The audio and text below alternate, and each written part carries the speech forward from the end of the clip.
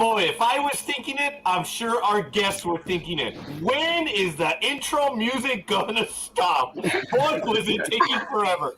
Ladies and gentlemen, wow. April 23rd, 2023. This is it. It is absolutely exciting. We are already going and blowing on this glorious Sunday. And I got to tell you, if it's 100 years in the future, hell, I'm glad to be here. I'm Roger. That's Michael. Michael, and it's Michael's birthday! Dude, you set this all up. You set it all up, buddy. But that is Jag over on the end. We're going to introduce ourselves where we are from around the world. I'm from I'm taking their lines already. From LA. Michael's in the nation's capital, and Jag is in San Antonio. Folks, wow. Everyone in the chat room, we're already getting likes. I want to thank you. We're just going to get to it. We're going to ask our guests in order to introduce themselves. Let us know where you are and maybe even the time so we can share the agony amongst ourselves. We can start off with Stacey up there, please. Hi, I'm Stacey Read. I play Alicia Nevins. I'm in the UK right now and it's 7 p.m.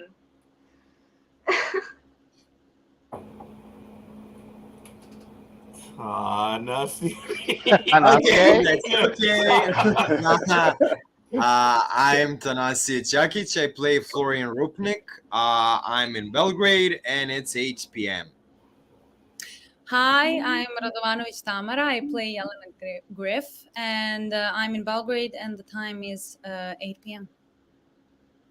Hello, I'm Paul Murray. I play William Trust. I'm also in Belgrade, and the time is also 8 p.m. Nice to know. Cool guess. Hello, I'm Ryan Adams. I play Angus.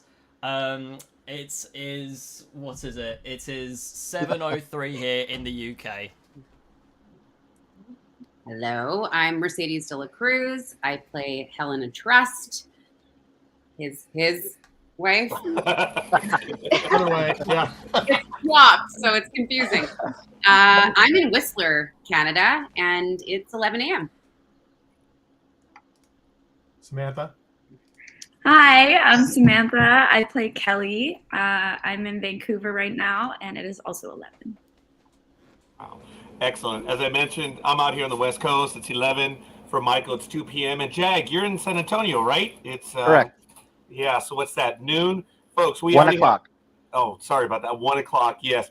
Now, I want to say already one of the biggest fans right there, Marsha Middleton, peeked in at 8:09, want to know what was going on. Julia then came in a little bit. Elizabeth also commented. She's in the process of talking, sorry. And it's going to begin. Suze is also in. They're in from North Carolina. Michael, you're already getting a little bit of birthday love. A few others. Wow. We have quite a bit. And Sue's in Las Vegas, 11 a.m. And there it is. So, folks, wow. The Ark. Absolutely incredible. This would be us reviewing the final episode. So we do want to warn the audience in Serbia and everyone else. There are spoilers. So we're just going to get to it. Look, we've already been graced with Stacey, Tanasije, Mercedes, and Ryan. I want to go ahead and go straight to Paul at this point and maybe introduce himself and being the biggest, baddest, meanest guy. Oh, wait a minute. Sorry, Mercedes. Sorry, Miss Samantha. I didn't mean to take it away from you, but Paul, why don't you? Is this one of your first interviews for the Ark? This is my first interview for the Ark. Oh, wow. Okay. Yeah. All right. Yeah. Well, I'm sorry you're going to endure the gauntlet. Everyone else will warn you that. So, Paul, Okay. tell us how you got involved in the project and your thoughts on it right now.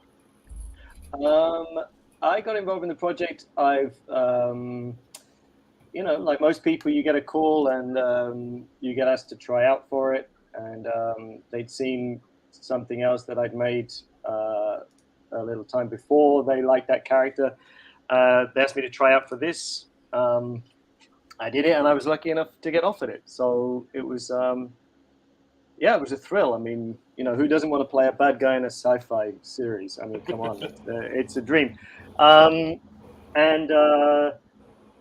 it's been a blast. I mean, it's been a blast.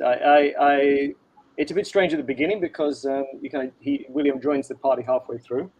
I guess I'm allowed to say this stuff now because people have watched it. So you kind of get but everyone. I mean, the whole thing was just a joy. I mean, there's a pressure to it. Of course, it's that kind of job. Everything's going fast. It's like there's really no time to think about things too much. But working with these guys, it's just such a joy. There's just so much support. There's just so much love going around, and I really enjoyed everything, and I'm so psyched that we get to do it again. And unfortunately, we've lost some people on the way, but that's we can't do anything about that. We're merely players, and I'm really psyched how it's turned out, and I'm looking forward to going again. With all the knowledge that we have, and we'll see what happens. For as long as each of us lasts on this vessel, who knows what they got planned. So I'm kind of ready for anything, and just hoping we get to play a little bit more. That's fine. Excellent. We're going to get into some of the storylines in a bit, but I want to jump on over to Samantha, who's also out here on the West Coast with us. Samantha, thank you for joining us. And by the way, Samantha was Michael. Samantha was second to the last on confirming, correct? Correct. Yes. And then when did we get the confirmation for Paul to join us? Yesterday. Yeah. So that was it stunned us all. It was announced right before we went home. Almost, yes. So I just want to get that one in there. So I guess I'm going in that order, in reverse order. So Samantha, once again, thank you for joining us. How'd you get involved?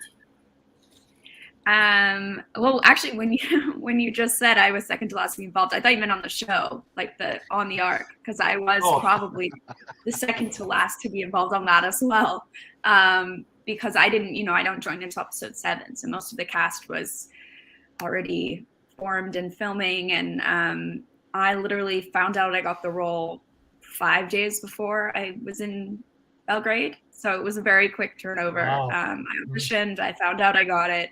And then I literally packed my bags and left, and was there very soon after, and filming while still jet lagged and trying to get my bearings. And it was a very, very quick process for me. So Samantha, being jet lagged, it was really easy to start killing off the rest of the crew then, right? You weren't actually. So just kidding. No, that is cool. Folks, there may be a tiny bit of a delay since we're on the internet and we are around the world, so I do apologize for that. But I want to bring in Tamara as well. Good evening, young lady, and why don't you tell us how you got involved in the project? Well, same as everybody else. Through audition, and I'm very happy I'm in it, and it has been an amazing experience, and I miss these people so much. And I always feel my heart is full when I see them like this again. I play Jelena Griff, as I said, and I hope you like my character. Yes. You're still alive. Yeah, and we're okay with traitors from time to time, but it's all good. Yes. Don't get into that. You're not bad. I said it. I'm trying to be like, hey, I hope you like my character, But I mean, she thought she was doing what's best. So, Sure thing, Tamara. I appreciate it. And then, hey, we have Ryan and Mercedes as well. Why don't you guys introduce yourselves as well to the rest of the audience? Mercedes, ladies first. Oh, sorry. I messed up. I blew that one. Damn. Oh. I think we talked about this last time, but it was quite a long interview process because they wanted to see what kind of talent they had in Serbia. So even before we had a script, we were auditioning with a different script from a different sci-fi just to see, if they liked the talent out there. And then finally we got a script, and I auditioned when I was in Brazil, actually. Thank God for self-tapes. And I auditioned for a couple of different roles, for Sharon and for Kat. And then it was down to me and Christina for Kat, and she ended up getting Kat. And then I thought for sure, like, oh, I'm not going to be in the show. And then Dean wrote this character of Evelyn Trust or Evelyn, sorry. Helena. And then we got in, like, episode 5 was our first appearance on the show. And it was great. Paul and I, we got in later, you know, and I messaged him over Facebook, and we got together and we went for coffee and we hit it off like this. We just talked and talked and talked, and we were both nervous, you know, like this is going to be my partner, you know, and we have intimate scenes together and stuff. So you have those conversations, and yeah, we just loved each other right away. So it was actually really perfect. And we spent a lot of time together when we were working, and we just got along like two little peas in a pod. So yeah, it was really great.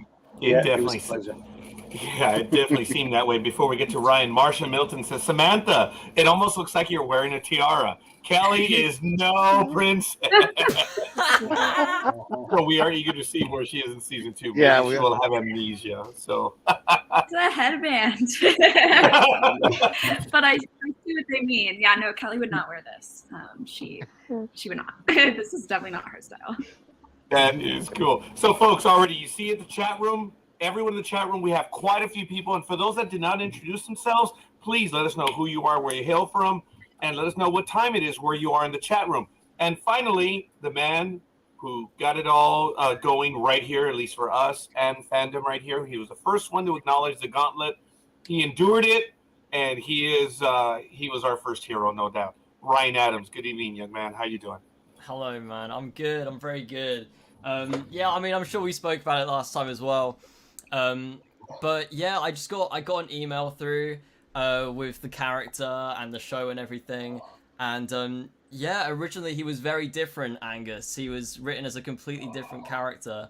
And I saw a little clip of when Dean was on the show speaking about how he sort of like rewrote it for me, which was like super, super cool to like hear about. I remember my friend was watching the show and he messaged me and he was like, bro, you didn't tell me that they sort of like rewrote it for you. And I was like, what do you mean, man? I have no idea what you're talking about. And he was like, yeah, look at this. And I was like, oh my God, like that's So like... you did not know that at all? No idea. I had no idea. I mean, when I got the script, obviously it was very different. But yeah, I just assumed they like, because in the like stage directions or whatever, it said that he was like an overweight guy, and I was like, I'm certainly not overweight. And then they just changed it to like lanky guy, and I was like, okay, fair enough. But I had no idea he had like different morals and stuff like that before. But yeah, that was like the biggest compliment ever. Yeah, and yeah, just like everyone, I auditioned, self-tape. Then I got to meet Dean and Jonathan, and then yeah, found out I got it. So yeah, fun. Excellent. I thank you, folks. As I said, they're going to have comments in the chat room. Mercedes, we grew to love your character of Helena. We miss her. But in sci-fi, is anyone truly gone? I still believe you're not dead. I hear that a lot. Yeah. Maybe it's denial by those of us that were left on Earth, but we'd like to believe you're not dead. Julia says she's from Northeast England. And then we also have Friday Fidgets, Caitlin in California. So really cool. All right, season finale, episode 12. Let's get it going. There's a lot going on in this one. And at before we go on, I think we need to do a hoo-ah or a season 2, everybody. A season 2. We've got one. Let's go. Yes. Yes. In the chat room. Oh my gosh. In the chat room. Oh. Okay. Hey, Roger, right, if she wants to join, take me out. Hold on. Christy, thank you. If you did not receive the invite officially, you now have it. If you are able, even if you don't have a camera, if you have audio or a mic, you can join us. So if you would like to join us, let us know, and we can. Your friends are online; they can send you the invite. So yes, hopefully you would be able to. Oh, there it is. She wants the link. Oh my goodness. Perfect. Okay, so here we go. Take me out, man. No. Hold on. You gotta send the link. He's so ready to go. Even though it would be my thrill, Jag, to send you to the airlock, that would have to be Mercedes. But that's neither Yeah, here nor but there. she likes me, I think. I don't know about that. But anyway. But like I say, there it is. Look, start reviewing the episode, folks. Let's get to it. Episode 12. You all know what happens. A lot of crazy stuff. Everyone wins, I believe is the title. Everybody. Did everybody win? Samantha, did everyone win in this episode? No. Definitely not. Yeah, no doubt about that. Paul, did everyone win in this episode? No. It was Unfortunately, funny. no. Right. I have to tell you, Paul, it was funny in the way you played it off when you're like, really? I still have to go back to the brick. Oh, that was funny. I mean, yeah. Thank you. Yeah. It's like you only They saved don't, it. they don't understand. They don't understand. They're young. Yes. You're young, yes. That's it. That's the problem. They have a lot to learn. I have high hopes for them in season 2. Maybe they'll come out. As we spoke before with Mercedes, it's your arc, Mr. William. It's your arc. Why are they taking over? Right? I have no idea. It's not my fault that things don't work. You know, I did my best. Things were rushed. It was a tough time back on Earth. We had to cut a few corners. You know, so what? The old keypad doesn't work. I mean, you know, without me, there'd be none of this. So, guys, it's time to think a little bit between the seasons. Yeah. Oh, that was great. All right. So, yes. As soon as we find out if she's in the chat room or not, or in the green screen or the green room, we'll see if we can bring her on. Jag, go ahead and continue, man. Oh no! First of all, everybody wins, right? With a great season finale. I too, believe it or not, Mercedes, I hope your character does come back. I actually missed you because you were so open with us the day before that episode, and when I saw that happen, I was like, "Oh no, I can't." And we were all thinking that you had made it because there was no clear view that you had been really like taken away or ejected or anything like that. So we're still holding on.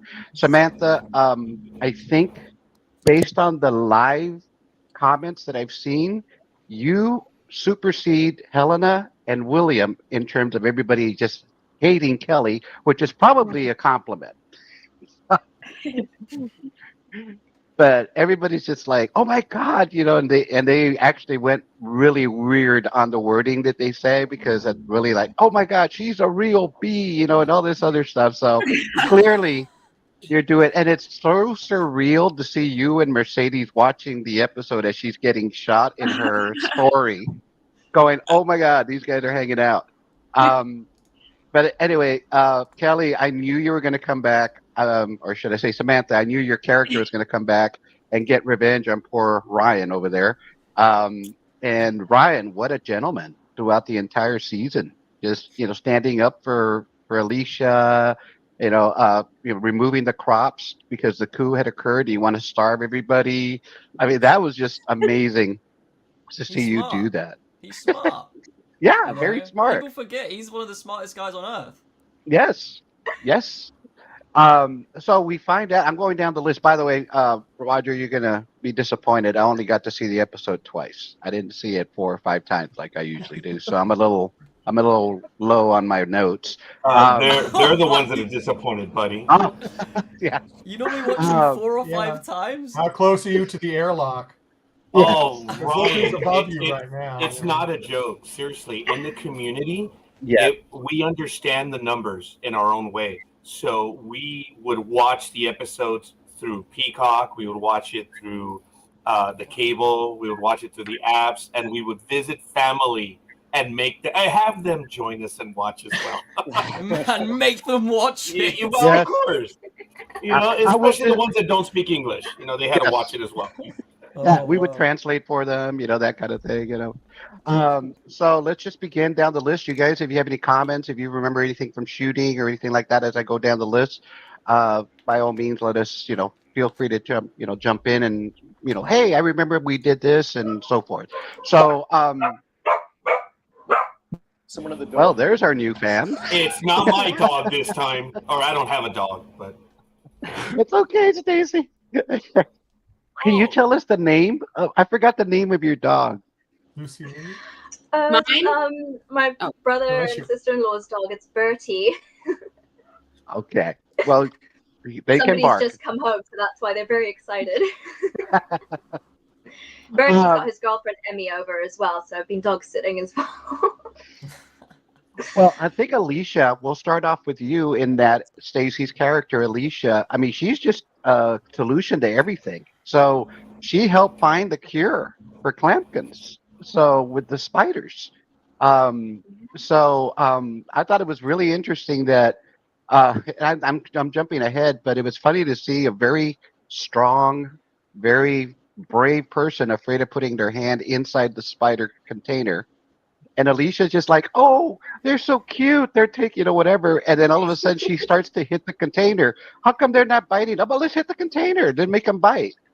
So I thought that was very cool that Alicia's character was just so, amassed by the spiders and then, trying to make him, bite Bryce, who apparently was scared of that. So I'm going to ask you, Stacey. The spiders in the container were not there, correct? So in case anybody had any questions, I just want to make sure. They were not there. If they were there, I would be crying and having a panic attack. Alicia loves spiders. I hate them. I'm terribly arachnophobic. So is it true I heard that Shalini, who plays Dr. Kabir, she likes spiders. She's okay with it, right? But in the episode, she's completely opposite. She also doesn't like spiders. So it was an interesting reversal. Dr. Rabia. Literally. Yeah. We worked with essentially just little green molds and balls, and those turned into spiders in the episode, which was fun to see me actually interact with a spider, because that will never happen in real life. That's cool. So, I mean, feel free to jump in, anybody, if you have any anecdotes of that, that day. I just usually just go down the list and just see what I caught, but other people in the chat room as well may have caught some stuff that I'm missing. We go to the engine room where Lane is apparently going to go ahead and destroy the box. And it was interesting that right before, they're warning Lane that there's usually 5 or more techs on duty. And when he actually gets in there, there's just one guy, and he just zaps him. And then Garnett walks in and says, "Hey, how many were they?" And he says, there was about 5 or 10, or something like that. I took care of them. And so it's nice to know that Lane continues to kind of fib a little bit. A little after the arc, so also one of the things that, along with watching the show and growing fond of all your characters, we were also watching after the arc, which is the after show. And it was interesting to note on that particular scene, they used 2 boxes. One that they tried for the first take, but Spencer hit it so, I'm sorry, Spencer Lane, hit it so hard, or Richie, that it flew off the platform and they couldn't use it again. So they had to use another box and glue it, like literally hammer it down for it to stay. And they only had 2 boxes, so they were really hoping that the second take would take. And it did. Let's all clap. Clampton's was cured thanks to Stacey and Dr. Kabir. I don't know about the rest of you, but I was talking to Stacey in her interview. Some more onions were cut in Medbay. I was kind of tearing up a little bit because, it was so cool to see Bryce finally get cured and see the reaction of Eva, and how she reacted. So, yes, there was quite a bit of onion cutting that day. Well, and you know what? Yeah, Jack, let's go to some of the questions in the chat room, because we're way behind on that. Yeah, by all means. Roger, where did you leave off? Do you remember? Right now, the first one is directed at Paul. I apologize. Paul, I think they were asking you for a description of what you think of William Trust. Oh, I'm so sorry. There it is. Yeah, that was one of the first ones. There it is. Yes. Yeah. Yeah, good question. I think his heart is in the right place. I think his intentions are for the survival of the human race. He really believes it. Whether he's right or wrong, that's what he really believes. So I think anything he does, I think he's doing for the greater good. I think there's a huge amount of ego. I think he got himself into a position. I mean, these guys, you know, they're not used to people saying no. He got himself married to somebody who's going to just like see the potential in him and just like push him as far as things will possibly go, and also save him at the end, because things turned sour on Earth. So, you know, he ended up. So I think up to this point, he was obviously a really smart guy, very interested in the technology. He tried to save the human race, failed, had a breakdown, and found himself on an arc that he shouldn't be on. So in terms of how he arrives, in the moment, he's very confused. And I think that confusion keeps going because so much happens in such a short period of time to him. Almost everything that could happen happens. And I think that he's, you know, as the you know, you see a few moments where he's, you know, happy. Most of the time, that's when he's thinking about, you know, problems of logic or stuff like that, or science, or helping out. And there's a few moments where he makes connections, manipulates things. But I think generally he's just in a bit of a state of shock about the whole thing. But still, he has enough time to, you know, pursue some relationships and hold on to his ego, which I think is bigger than Ark 1. Mm-hmm. True. That's sort of a long answer to a short question. Oh no, it's great. We have another one from Marcia Middleton, and as a matter of fact, before I get to that question, one of us may have to exit because we're only allowed up to 10. So I may be the first one to exit for a short while, so that we can get Christy to join us right now. And I apologize. This is we're doing it live and on the fly, folks. So I apologize. Let us know when she's ready to try getting back in, and one of the hosts will drop off right now. So please, again, everyone watching live, I apologize. I want to get to it. We already have several likes. Elizabeth Olivia Cooper, thank you. And Susie Bonebreak, thank you for the likes, folks. Appreciate the follow.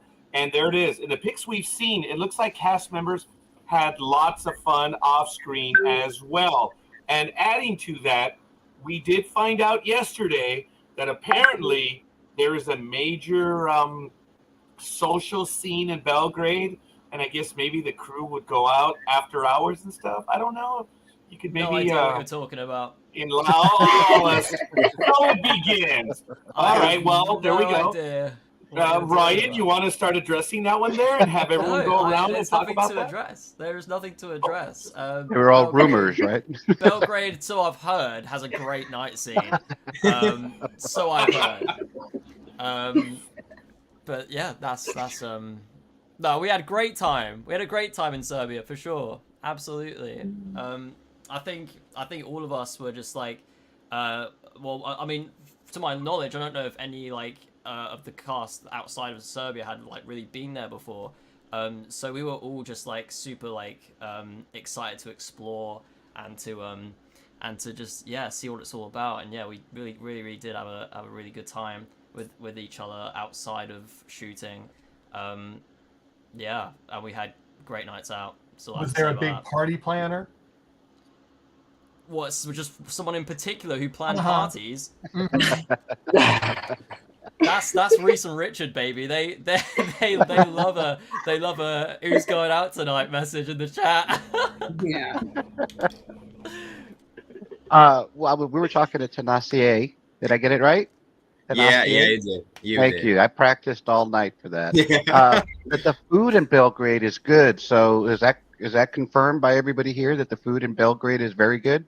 Well, I remember having really good sushi on top of the hotel. Like there was a restaurant at the hotel we were at and just had the best sushi. I dream of that sushi. Oh, and banana bread. Oh, I was obsessed with the banana bread at the hotel. Dang banana bread, Stacey. Give it a It rest. was good banana bread. It can't have been that good. It was. You never had any. You can't say. No, I didn't, to be fair. I don't like banana bread, so I don't know. I heard Christy Burke said the ice cream was also very good over there as well. Oh, the ice cream was like highlight of the whole thing. Yeah, that's the thing about Serbia is it's very like coffee culture and ice cream. People meet for coffees, people meet for ice cream, and everybody's out when it's nice. Wow. Wow. Cool place to be. Tamara, you're from there, so is that correct? The food is good, the ice cream and Well, what can I say? It is.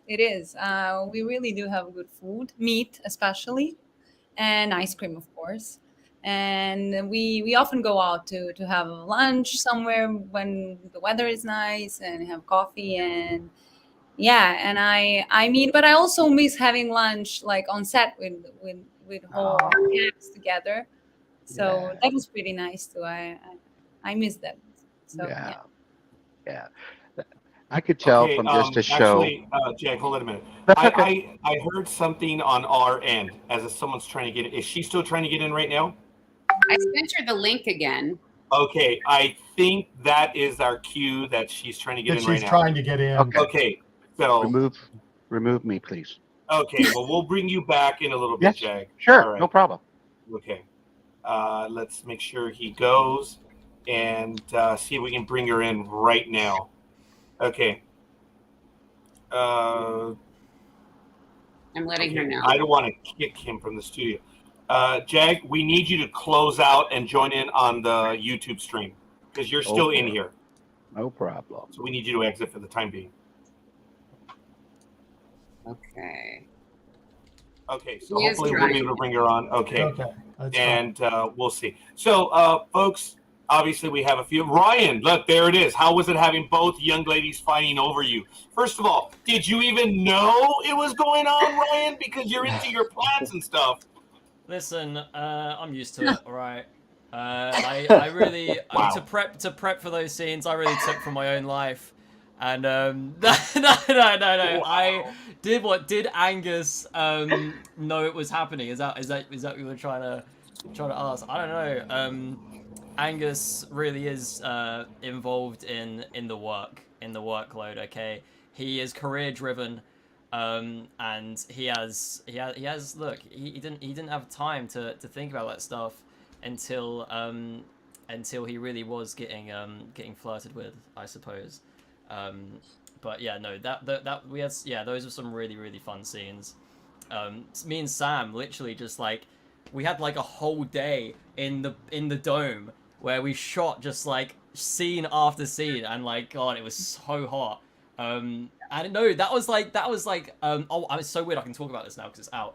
But like the kissing scene, Sam, do you remember how sweaty we were? It was like, it was awful. It was just the worst. But yeah, no, those were some really fun scenes. Also worth mentioning too, Ryan, remember we had to film like episodes 8 and 9, those scenes at the end. So that was like such a strangled challenge. Me.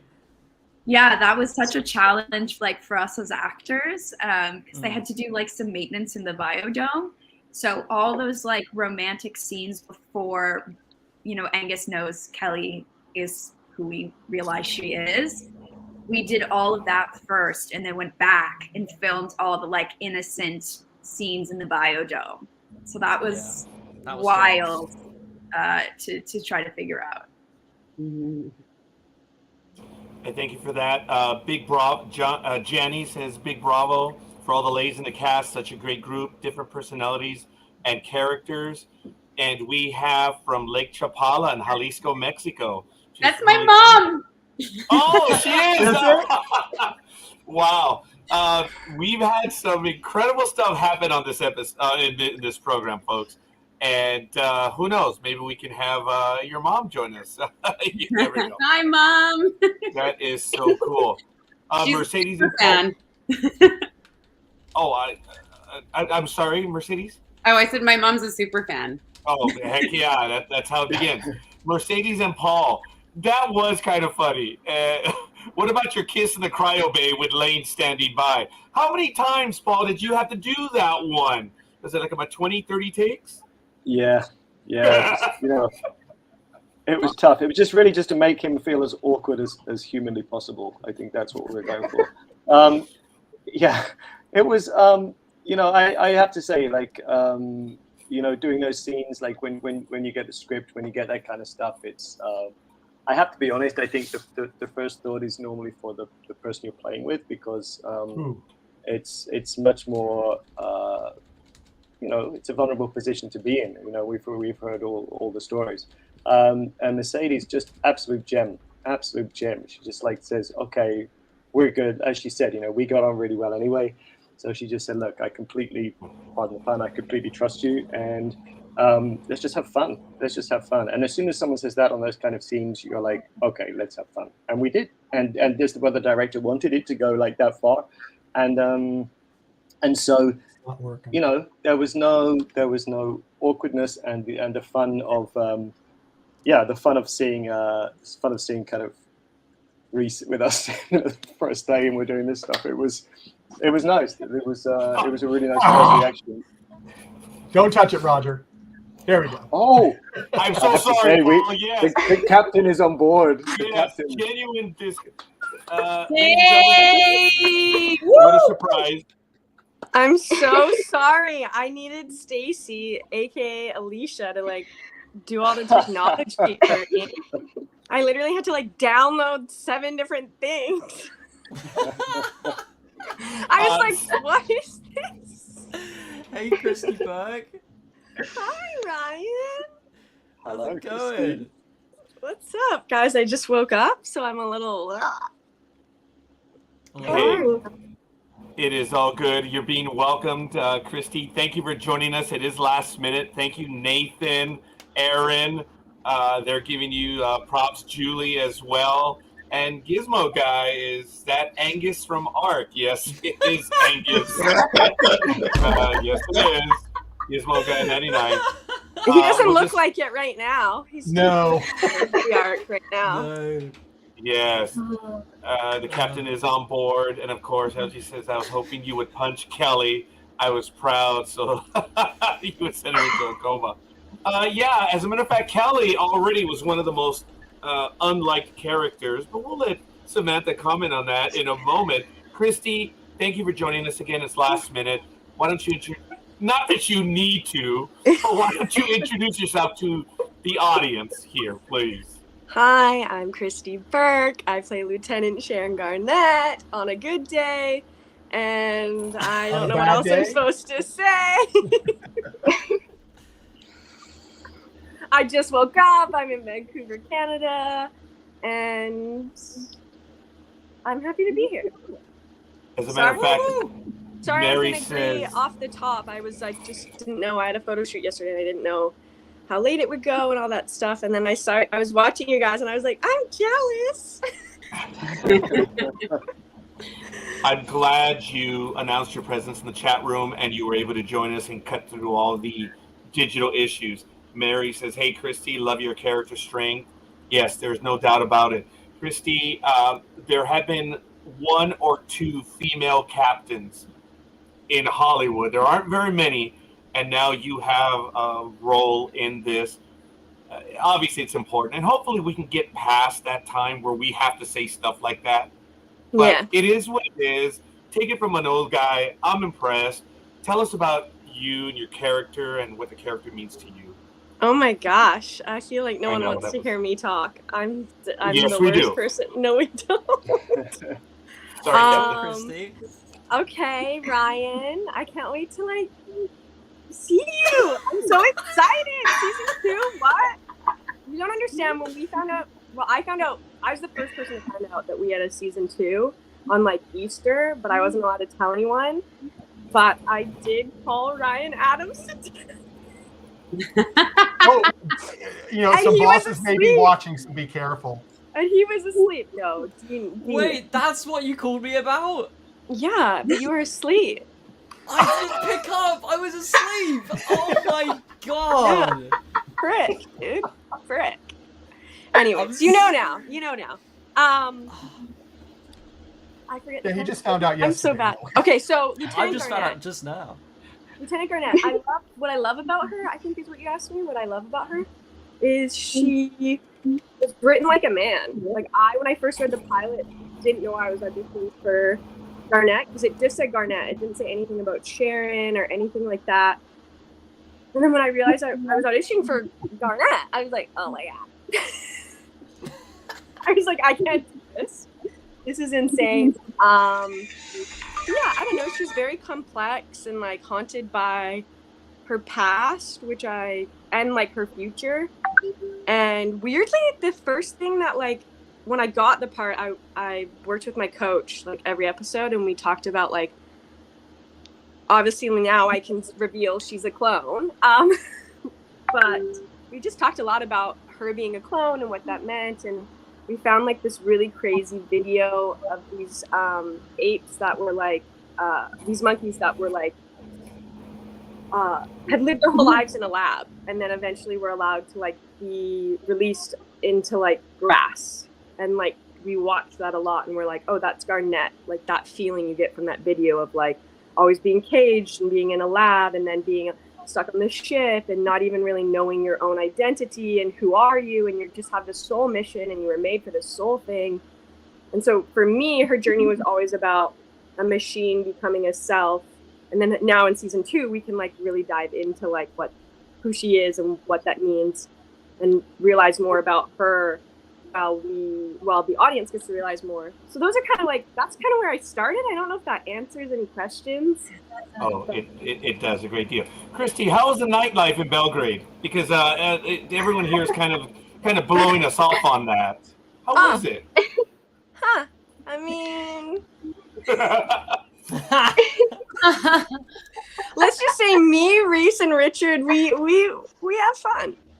Oh. All right, that is cool. Well, folks, look, it's great. They have the best nightlife. Mercedes knows they have the best nightlife. Yeah, it's true. Mercedes just hinted about it, but Tanasije is the one that let us know. He just said that there was a nightlife. That was it, and we were just following up on that story. But folks, we have you on. This is it. You know, I think this is the first time you guys are back together since principal photography. So, who was the prankster? Who was the troublemaker? Who was the one that kept you all? Ritchie. Straight up. Okay. Can you tell some of the stuff he did? Both the funniest and maybe you found the most annoying and just didn't want to admit to it?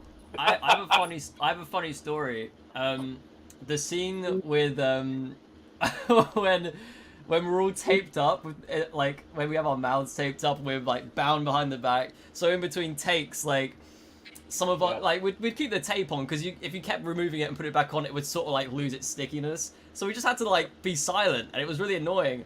But Reese got like a text-to-speech app on his phone, and I would just like try. I remember that.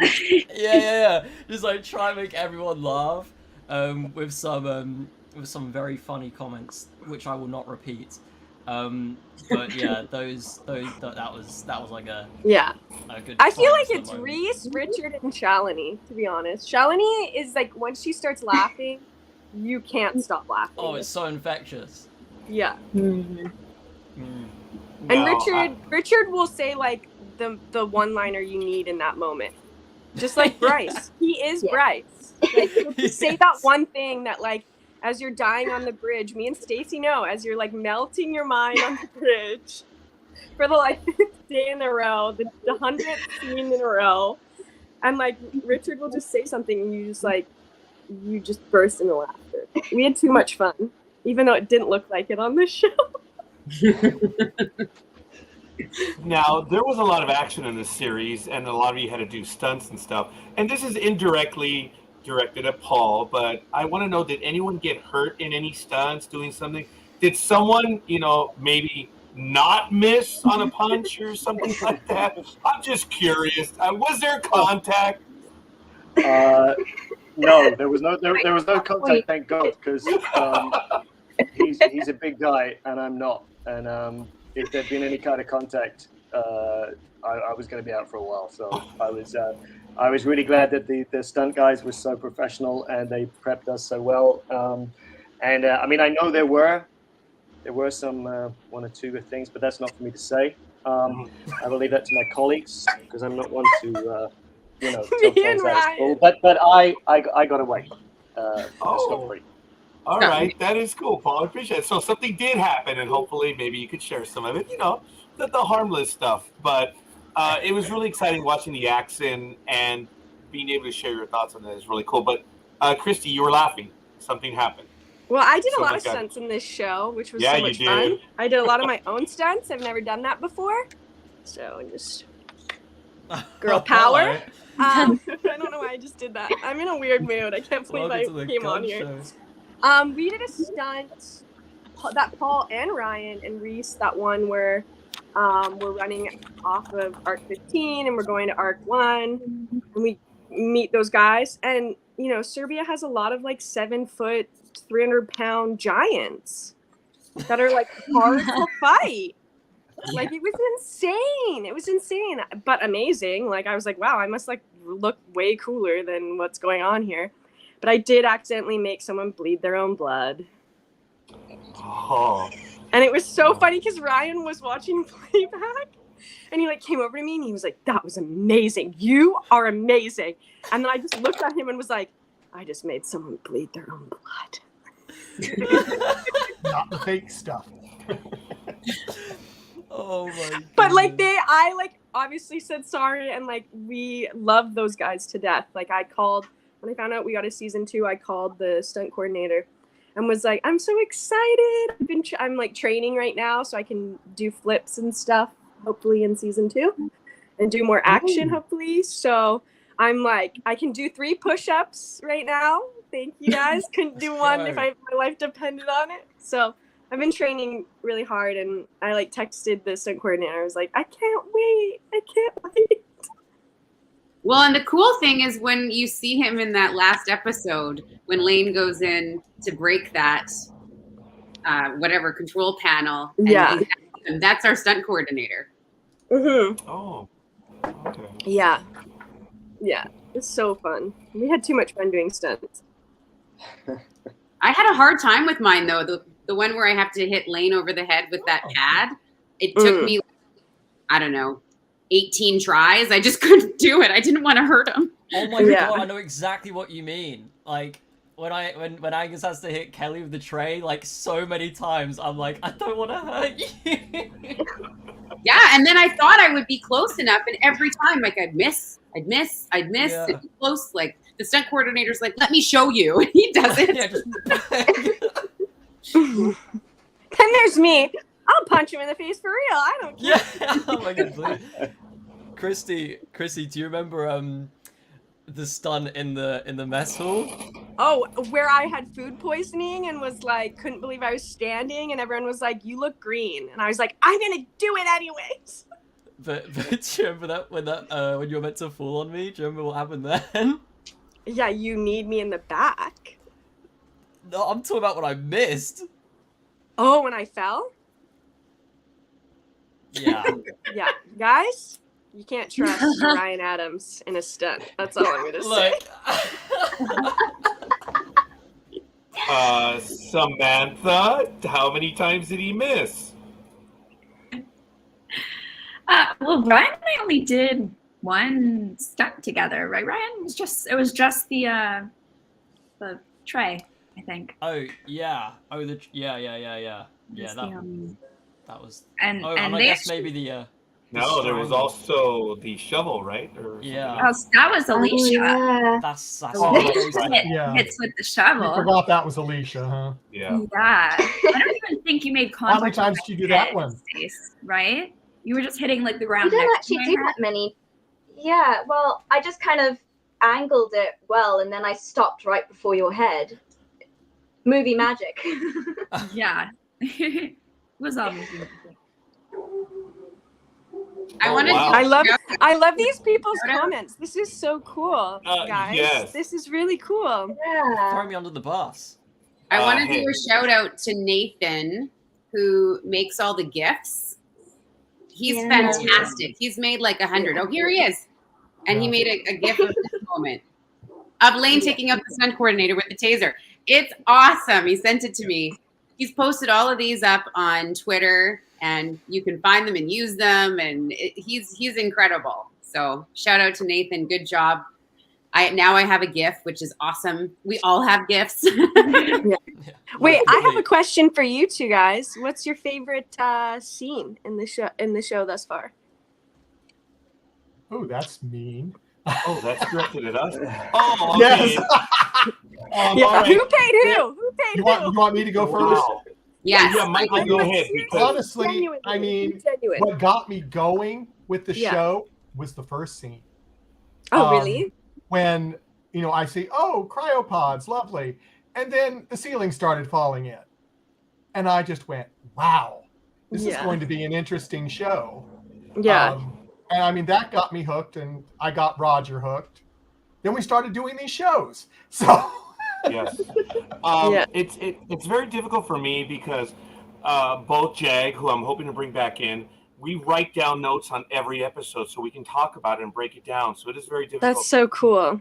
But I will say that one of the satisfying ones was at the very end when Bryce slugs, Trust. That doesn't get old. It truly doesn't. That was funny. I'm sorry, Paul. That was my comment earlier. Indirectly, did someone get hurt? No, there was some humor. You were hoping that someone indirectly got hurt. Is that what you're saying? I'm sorry. Is that what we're getting to? Maybe. Yeah. But season 2, I'll film a scene of me punching Paul. And I'll send it to you, Roger. Oh, wow. Christy, thank you so much for volunteering that. I know. I thought you would accept. That is very kind of you, Christy. I wasn't expecting that. Hey, and it's Michael's birthday, so he's the one that should be getting that one. So Happy it's birthday! all good. Yes, I'm not going to let it go. Yeah, it is. Yeah, let it go, Roger. I've already had 4 phone calls for my birthday. So that opening scene was the first thing that we ever shot.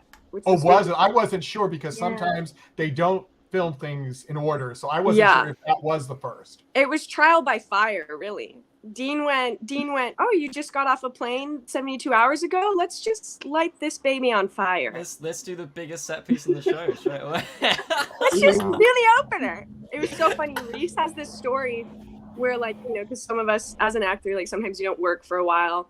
And he was he tells this story where where they they start floating. And so to film that, you start you start to look like you're floating, and then they cut it simultaneously with the CGI or whatever. And Reese was going, and he thought it was so brilliant. And I was watching on the monitor, and he was like, wow. And then our amazing DOP, Igor, went up to him and was like, man, you're an astronaut. You're not amazing. And me and Reese still to this day laugh about it, just being oh yeah, right. What am I doing?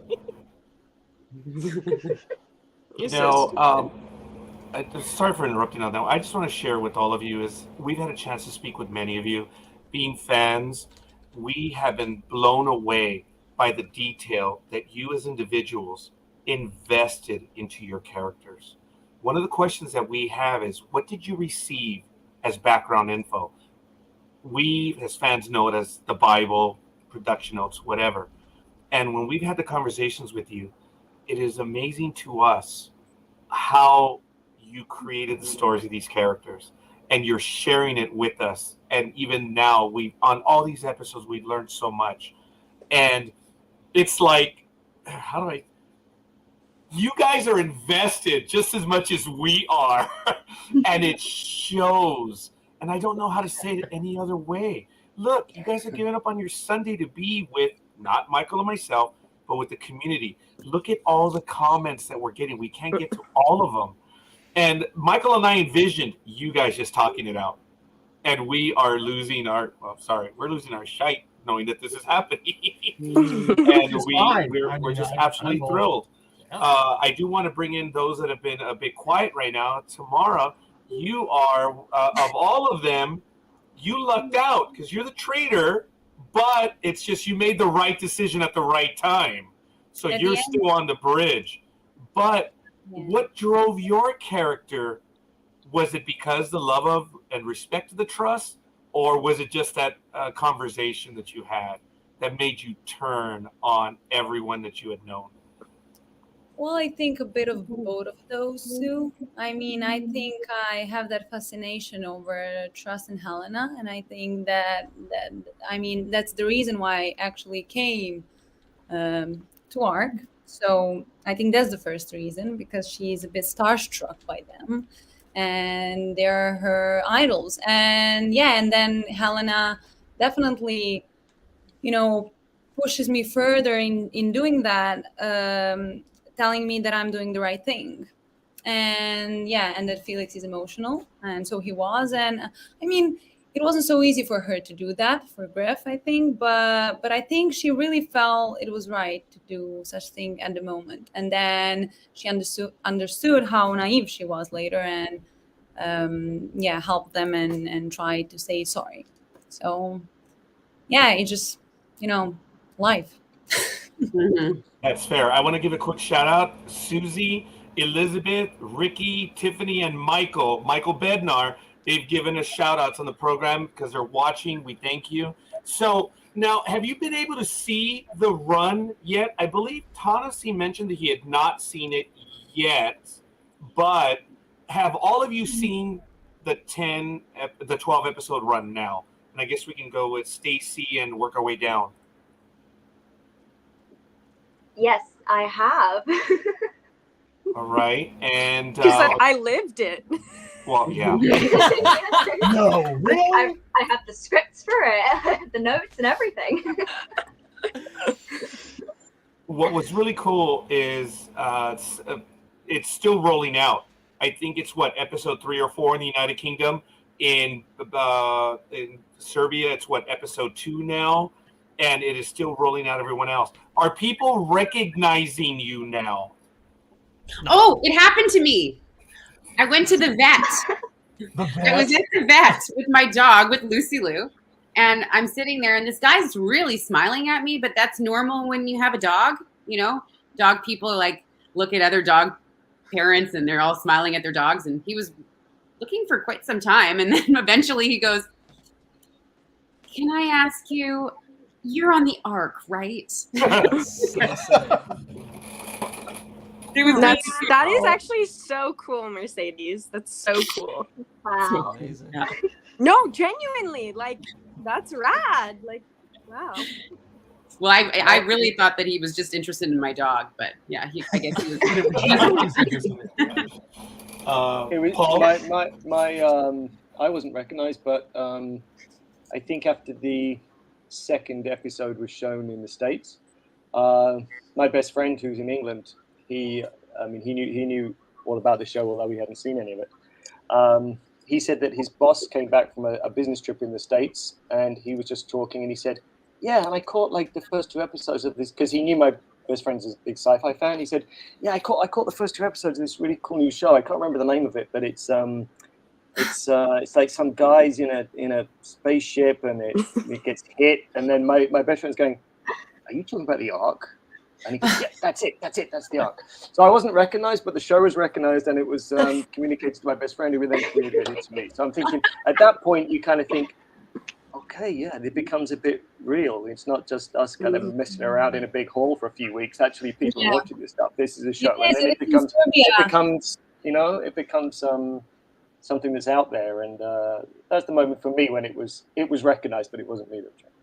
In Serbia too, I mean, people were really interested in watching the show, and they have asked so many questions about it before it came to the Balkans, and so they're totally in for that, and they're asking how was it, what's going to happen, so they're pretty into it, and then they're asking us often how was it shooting it, how are the actors, what's the crew and everything. So they're very excited, and they really like the show. And you always answer terrible, right? You're like, the worst summer of my life. And the captain is horrible, right? No fun. 0 fun. That's the thing, you guys. We all got along so well. Everybody was awesome. Yeah. everybody. There wasn't anyone that was in the cast or the crew that were annoying or like out of place. Like it was like huge group team effort, and it really felt like family. Fast. Yep. Okay, well there you go. You know where the audience is, Christy. What about your and what's the question I go to? What about your sexy Sharon scene with Angus? How fun was that? It was really fun. You have to understand, Ryan's the first person I ever met when I the first person in the cast that I met, and we just like got along like that. Like we cannot stop laughing. Like we shouldn't even be allowed to be on this live together because we just get in a room together and we think that we just start laughing. Like we can't help it. I don't even know why we're laughing. And then we just say the most crazy things. So like to then have me in this like cat suit, which like to Ryan's like talent, it was his idea. You know, I went to him and I was like, how do you think Angus would like envision, because it is his fantasy, like how would you envision, you know, Garnett in your fantasy? And it was supposed to be much different. And then Ryan was the one who's like, oh, like a superhero and like a tight suit. And I was like, okay. And so me and the wardrobe women like really found something that I think worked. And then, yeah, I don't know, it just happened, but it was weird. Remember, Ryan? We were like, it was this so much is so fun. weird. It was so funny because you were obviously in high heels, and in the dome it's all like wet soil all on the ground. So you'd just be like stuck in place. Yeah, like not just, sexy like, at all. No. They had to like change my shoes because like I literally looked like this like lanky like, I don't know, like stick bug or something trying to walk through the mud. I was like, guys, this is not sexy. But we had a lot of fun. It was so silly. Really good.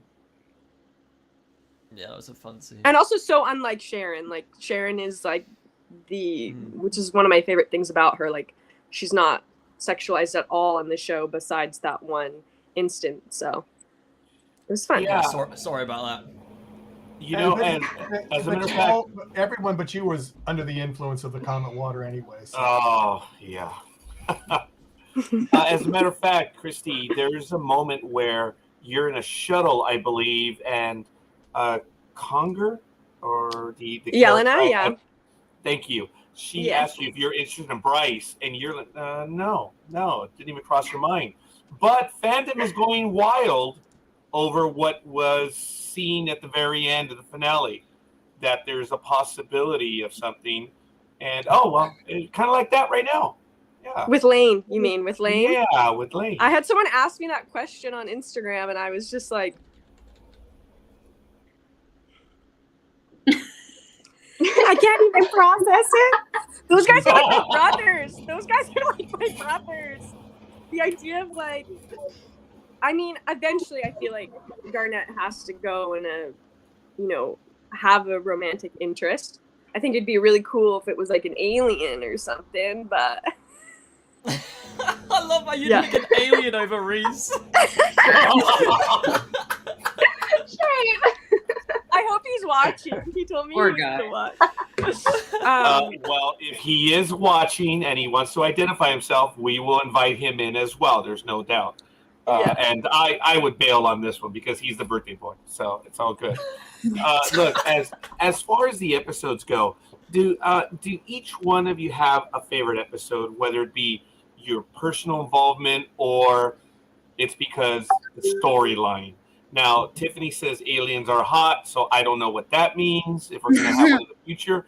But what was the moment that maybe stood out for you, and maybe story-wise? Because, Chrissy, you did ask me a while ago, and I really didn't have an answer.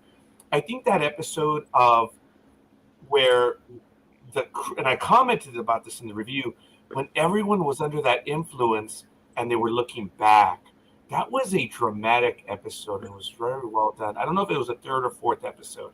I think it was the fourth, the Comet Water one. Mm-hmm. I think, yes, the Comet Water.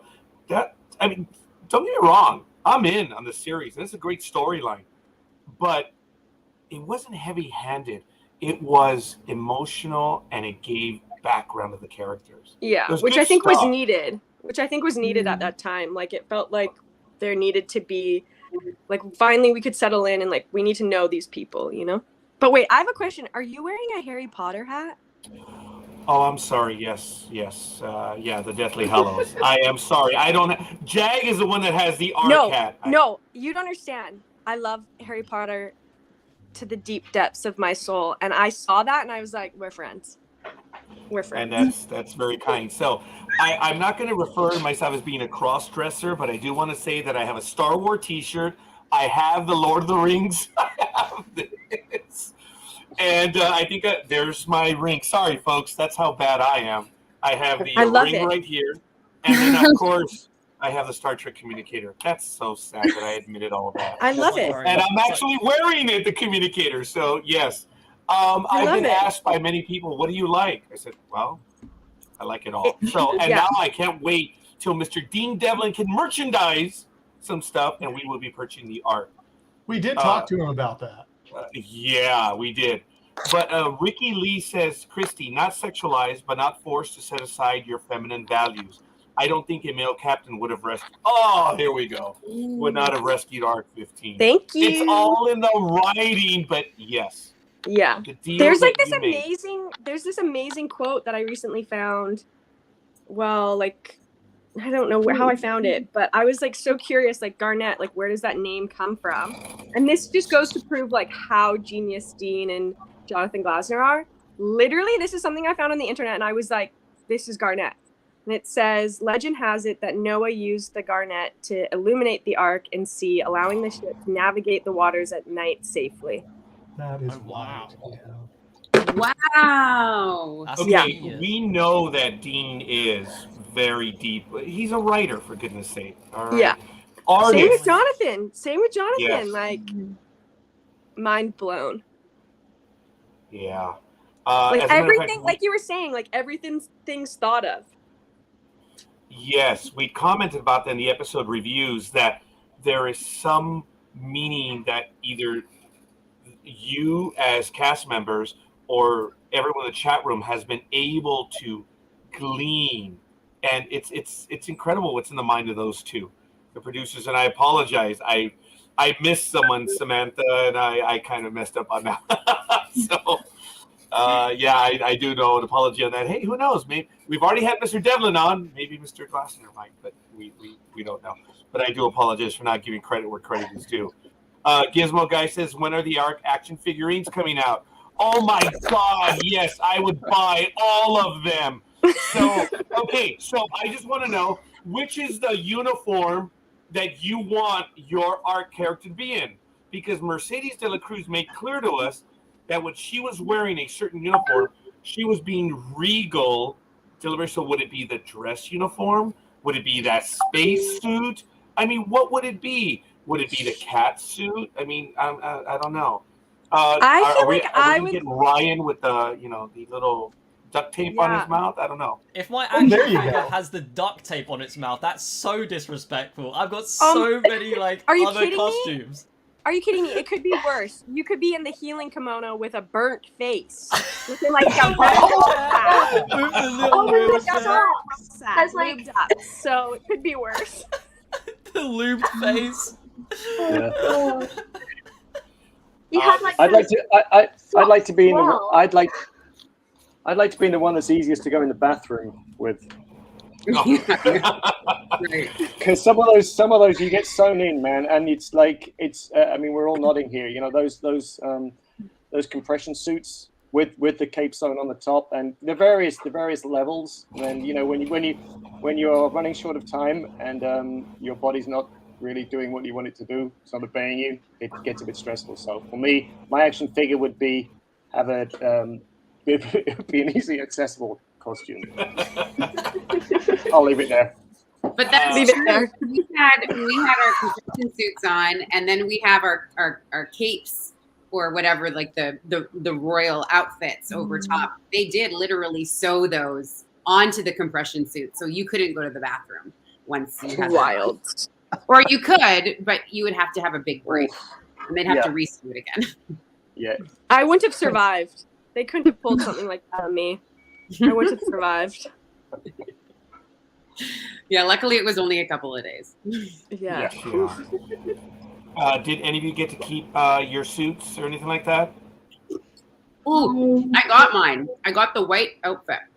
Oh. In the very last day. She handed it to me, not the one that has the blood stains. But that one. Uh-oh. Christy's going to show us something? Listen, I stole this. Sorry, Uh-oh. Dean. I stole it. Oh! Because I literally stole it because I was like, no one will ever believe I was once military. I couldn't believe it myself. I was like, me? I'll be having that. That is cool. You know, that's a neat prop. I imagine. Look, did any of you keep a collectible? It's not that it's... does anyone have a collectible from the set? Perhaps. Ooh, Oh, Samantha. oh, yes. Was it But I had permission. I didn't steal it. I actually asked if I could have it. But it was the like super detailed napkins from the dinner date scene with Ryan and Jelena, who plays Evelyn. They had like the monochrome of the Maddox like logo. It was like sewn into the napkins, and they were like these really bougie napkins. I thought they were so cool. I was like, can I take one? It's fine. We have That's one. incredible. They're really cool. So I have that. I tried to take one of the keyboards from the bridge, but they were like, we might need that. I was like, I just need it just like because I just for practice. Christy, did you ever see the Nintendo Wiis? No. On the three bridge, Wiis stacked there's on top. 3 Nintendo Wiis stuck to each other. Really? I swear on my life. I swear on my life. Or the intercom, like the thing that I hit and then like deliver a speech because I gave so many like announcements. I secretly wanted to take that, but I think we broke it in the finale, running around while everyone was dead.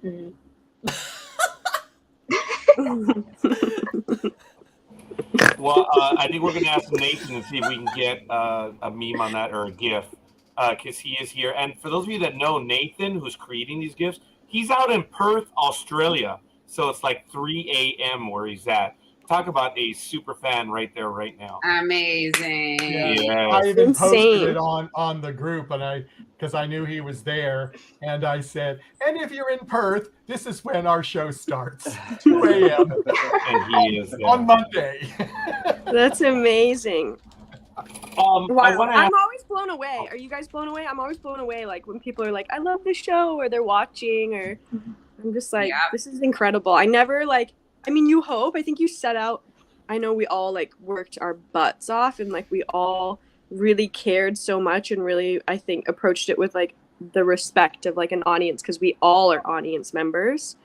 And I remember just being like, so tired and like working our butts off, and like it's just so rewarding to like see this thing that was kind of like our little baby child, like that people like it. Like that's really like so heartwarming. I can't believe it. I'm like in shock still. Like when my mom's like, it's my favorite show, I'm like, yeah, but is it really though? You just say And that she's 'cause like, you're my mom. yes. I'm like, oh my god. Yeah. That is cool. Let me go around the room real quick and ask everyone, what is your favorite scene or favorite moment in the episode? And this is, like I said, whether you were in the shot or not. What is the moment so far for you? And if we can start up at the top, Stacey, way up there, we can start and go across then to Tanasije and Tamara. I know. Is that within the whole season or just episode 12? It's up to your call whether it's damn good question. Your choice. Maybe choose episode 12 and what was like that moment for you. It's like, wow, this is cool. As both there's a a lot fan of and cast moments. member. I know that's a lame question. Okay, I kind of have 2. Ooh, 3. Oh no, there's so many in episode 12. Take your time, Stace. I really. Okay, I'm just gonna say all 3 that kind of stood out to me the most. So, the first one would be The first one. Don't worry, you didn't get cut off. I went to Yeah, the solo first mode for one- this. Oh, thank you. The first one is at the end there, that last shot where, we've been hit. It's, very dramatic. I loved the running around that we did for that scene, like the high stakes and intensity of it. That was really, really fun to shoot. And we had like sparks and smoke, and that was fun. Second scene would be Bryce in the med bay. That was the last scene we shot when he's cured. And it was because we were just all crying. It was very emotional. It was our last scene that we did, and we were all just crying. It was very emotional. That sticks with me as Stacey. What else? Angus and Alicia, like their little scene together. I really liked that because it's like their characters growing as well. So those are like the three kind of scenes in episode 12 that stuck out to me. Appreciate that. Tanasije, I know you weren't in the final episode. Oh, well, maybe you were, but... nobody knows. Nobody I'm not knows. visible. Yeah. But what was your favorite scene, and are you in it or in the series? Well, since I've mentioned yesterday, I'm currently at the episode 2, since in Serbia it started airing 2 weeks ago, and I didn't want to pirate it or anything. So yeah, I'm now 2 episodes deep. But as I mentioned yesterday, also I loved just a scene in episode 2 before the takeoff, where we all meet and when we have this message from William Trust and so on. And it was kind of emotional for me because none of those characters knew what their fate is going to be. And they were all there boarding on the side for a better future. So yeah, that's what I loved. Cool, appreciate that. Yes, and I'm now ambushed. I'm so sorry, I'm going in order. So I'm going to... Paul is next. I was just listening and being like, I don't know why I get so emotional over these things and seeing you all, and then I get like, so sorry for that. But well, if I have to choose, I would say, well, maybe I would say Bryce being cured, because I mean, it's an emotional scene, and there's so much about that scene, and we are finishing, and so that's why I would say probably that scene. And also I really like the ending, the whole planet blowing up. Yeah, I really like that because I really liked it because I just felt like, what's gonna happen next after all of this, so yeah. Cool, appreciate that. Yeah, you're up, Paul. Yeah. Paul's gonna pick the scene where he goes Nugila Lambraglimbrem.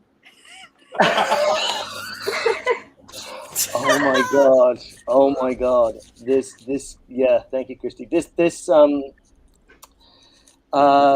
The science behind my electro-neodymium magnet rig is actually wow. That's the first time I ever said that whole sentence in a row without messing up. I don't know how the editors put that sentence together, but they made it up from syllables. Because are you kidding? You smashed it. You smashed it. Oh my god. Oh, it's one of those lines where me and Reese were like, at least we're not saying it. It was so like it was. Why are you on me? Deserve to be on you. Deserve to be on you. No, these guys are so supportive. Like one thing which is great. I mean, many things, but you always get a time on a day or where something just doesn't work, where you get a click, where you get a brain burp or a freeze, and at that moment, it's really, you just want the ground to eat you up and all that kind of stuff. But everybody around it is just so supportive. So I had this horrible start to this scene, this horrible line, and I just, for some reason, I just couldn't get it. And so that was the scene that I was glad to see the back of, because that was the whole focus of that scene for me, to get this line done.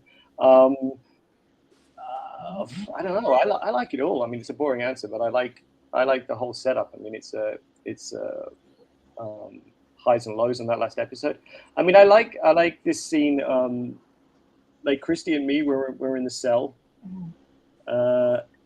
because like I like the drama scenes, but like the one-on-ones where you have like you know, it's a little bit of back and forth. There's some status play going on. That I liked. But I don't know. I like all of it. I mean, like, yeah, you look back and you think, yeah, I don't know. That's all I got. Move on. Christy, I'm going to Christy, but Paul, it's a fair answer. It might be a dumb answer because I'm ambushing you with that, but it's not meant to be. It's we appreciate the insight. It is great stuff, and I'm going to go to Christy now on that. Oh my gosh.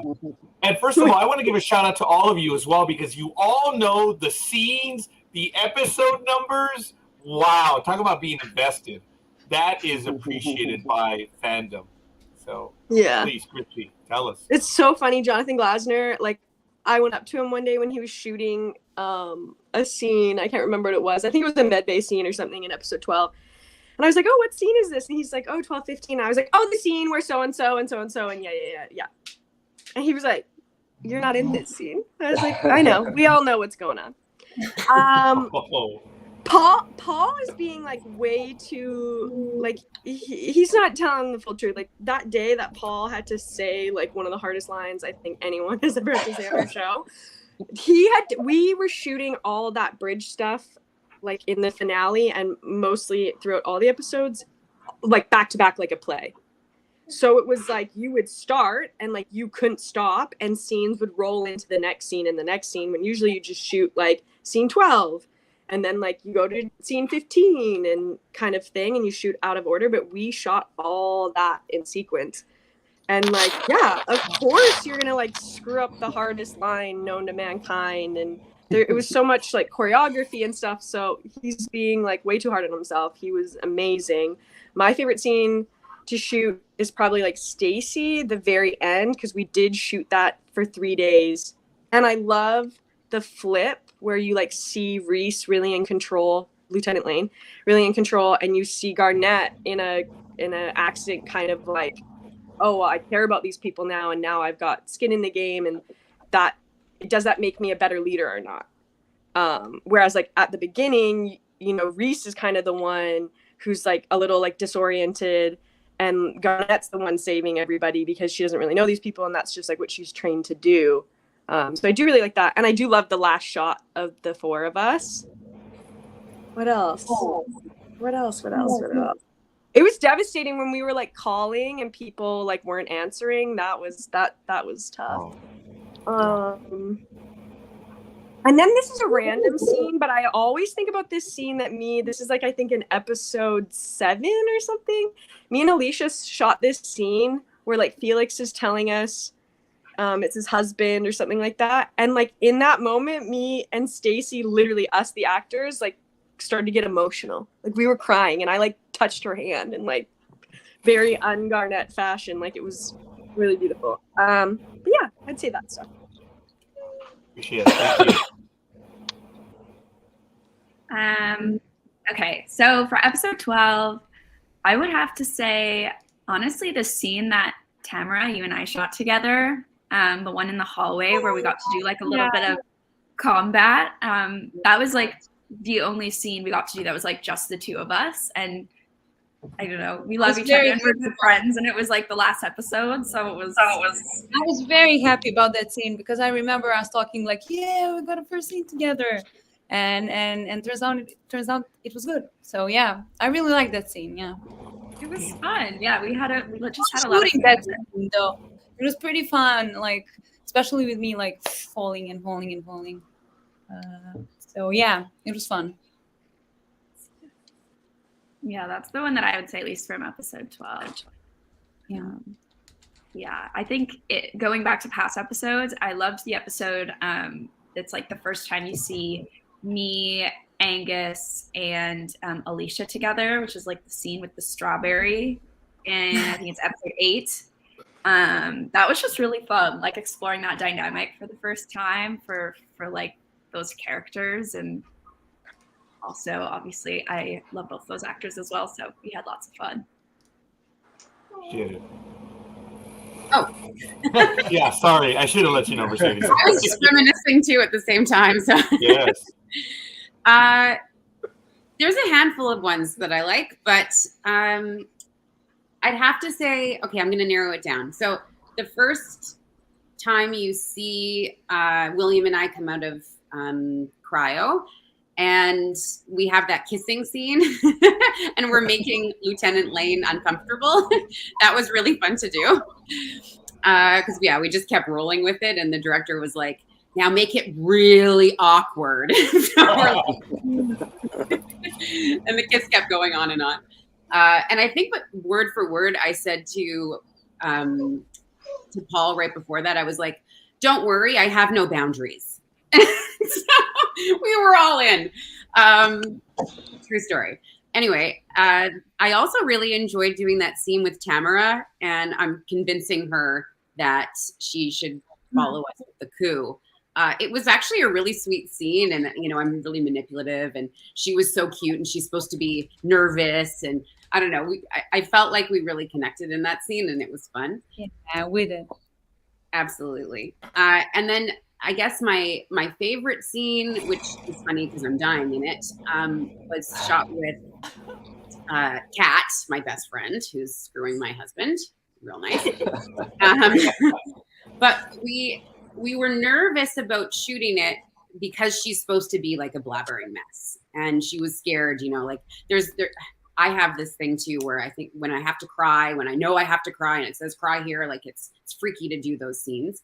But if you're not feeling that or whatever, but we really talked it out, and we did a lot of different takes of that. And I mean, I was bawling, she was bawling. They didn't use that take where I was crying in it.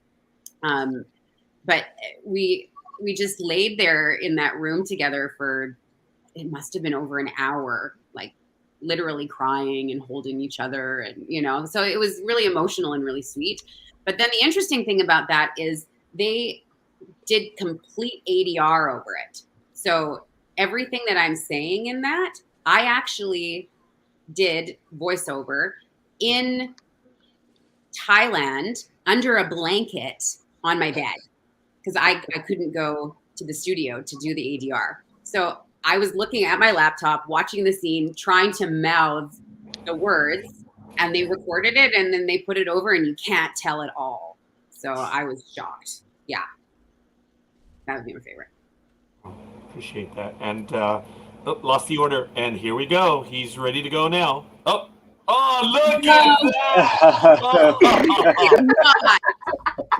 Did I just see Oh my gosh! a watch? Is it my turn? Sorry, I was I was on my Apple Watch. I was on my Apple Watch. Good job, Ryan. Thank you. Weirdly looks like the one on the Ark. Nah, it's like a new case, like my favorite scene. I've been waiting so long to do that bit. It's like, hurry up! Perfect timing. Perfect timing. No, seriously, no. Yeah, okay. Guys, you can't be Ryan in the same room. Don't put us in the same room. Not even be in the same chat room. Don't put us in the same interview. Yep. Oh my God, you are right. Oh my goodness. I just am picturing you waiting there, like with your Apple Watch. Yeah, I was just sitting there for ages, like, oh my goodness, oh, my arm's aching. Yeah, sorry about that, Ryan. No, it's fine. I'm joking. Oh my goodness. No. My favorite. I do stop because I can't speak. No, my favorite. I think my favorite moment for Angus in episode 12 is the bits after Alicia smacks Kelly with the shovel and Evelyn comes in. Mr. Adams, you're a bad influence. I'll stop it, Gizmo guy. And my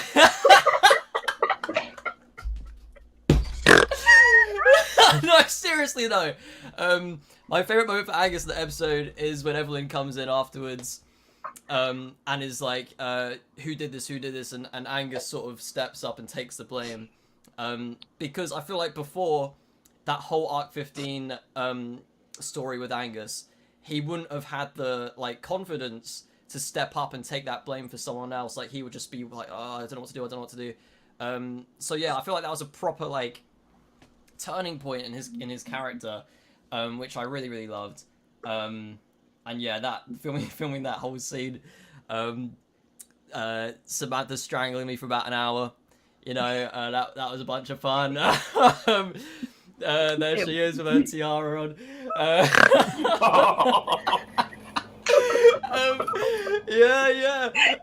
But my favorite scene to shoot in the whole show probably was in episode 2, the pipe explosion.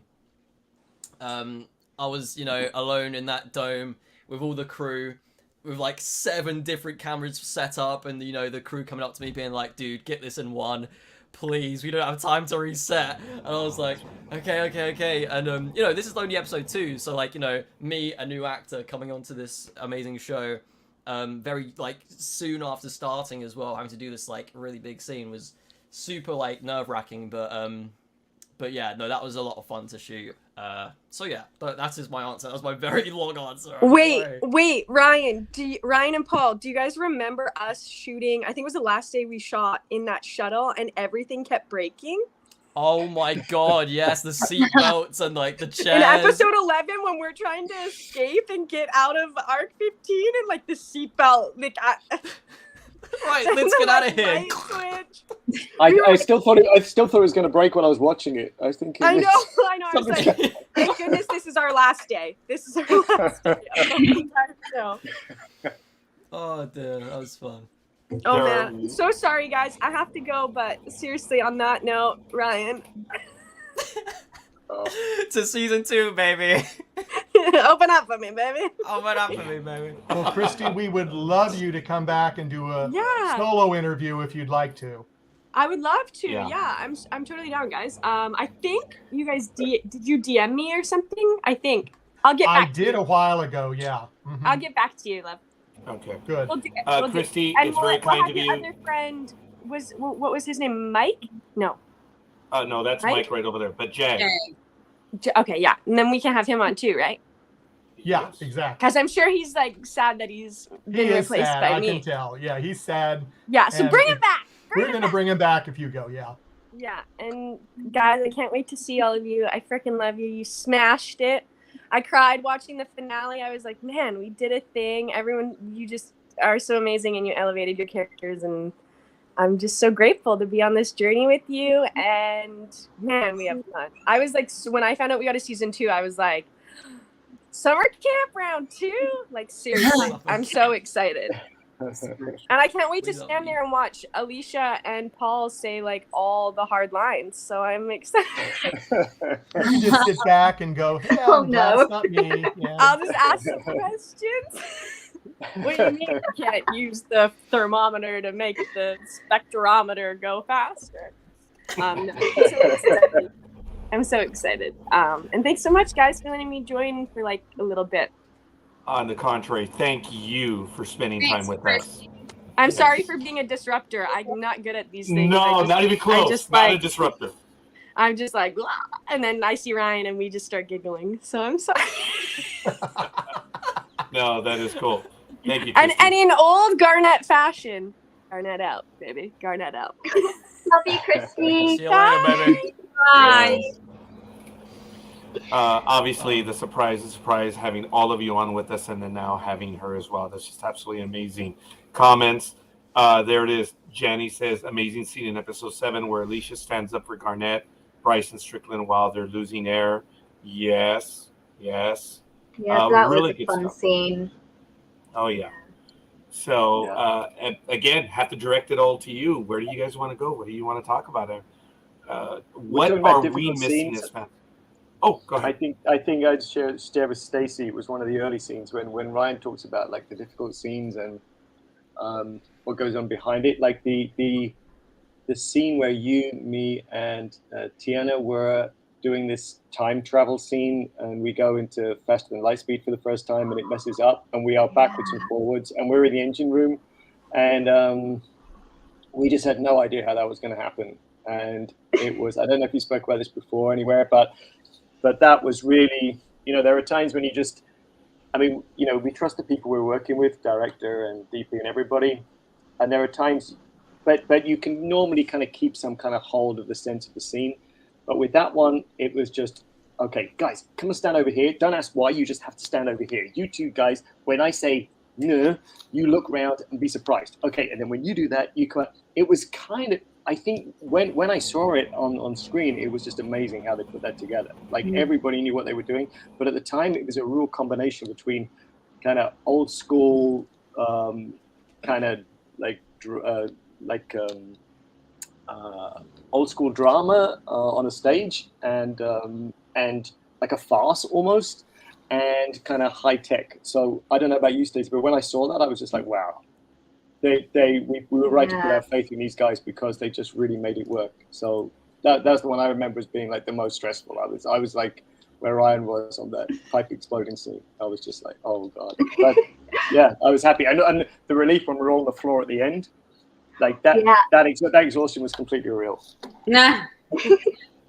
Yeah, we had Orshi directing that episode, she did a great job with that. Honestly, I just remember myself running from point A to point B to point C all in one take, and then we were just repeating everything. Had no idea what was going on, but once you watch it back, it looked really good. Yeah, the script is crazy. It took like a whole day as well. Yeah, it was a whole day. It was a whole day. Yeah. Yep. And also there was a question earlier on I saw from me about whether, I don't know, have you got the question there, Roger? It's about something about whether William will redeem himself or something. Oh yes, I will find it. I have to go up a bit. Sorry. No problem. No problem. Yeah, we have quite a few comments. There's a lot. I think there's a few. We've been. Yeah. But it was a good question. I did show it on screen. I'm so sorry. Oh my goodness. All right. Well, guys, get to something else. I'll find it. I will. Obviously, I'm not really good at doing this. I think it's really interesting how they left the final episode, actually, because there's so many questions, so many cliffhangers. Like, who's alive? Only the people that we see there, we know for sure. And when Samantha and I were watching the final episode together, I was just like, what happened to you? And nobody knows what's going to be happening. Even though her dad is a writer, he's not going to tell her anything. So. Well, there's a question directed to Stacey. Yeah. Episode 1 of the cafeteria, we saw you bite into the food chip in that tiny box. What did it taste like? What was it? Honestly, I know. And did the person next to you give it to you? Oh, it was Dr. Kabir's one that I ended up having. But yeah, I know Alicia gives a whole like, oh, this doesn't taste great. But really, it was, hello. It was like a really nice biscuit, and there was like an apple kind of puree on top of it. It was really nice. I liked it. I know for my scene, the one that I did with Tamara, and we had to eat, we were eating together. It was like a graham wafer. But the thing is like once you start chewing it, it gets so dry. Yeah, it was. You have to take a small bite because you can't get any words out with like peanut butter. That's why my bite was like this, like. Yeah. You can't take any more, or you won't be able to talk. Yeah, that is kind of funny, which is good. So I prefer the eating scenes to the drinking scenes because, like, once you do the drinking scenes, you literally drank so much water. Oh, there's your question, Paul. There's the question. Do you think Mr. Trust will redeem himself, ever be trusted? Well, that's the question, isn't it? Nobody knows. Well, maybe somebody knows already, but I don't.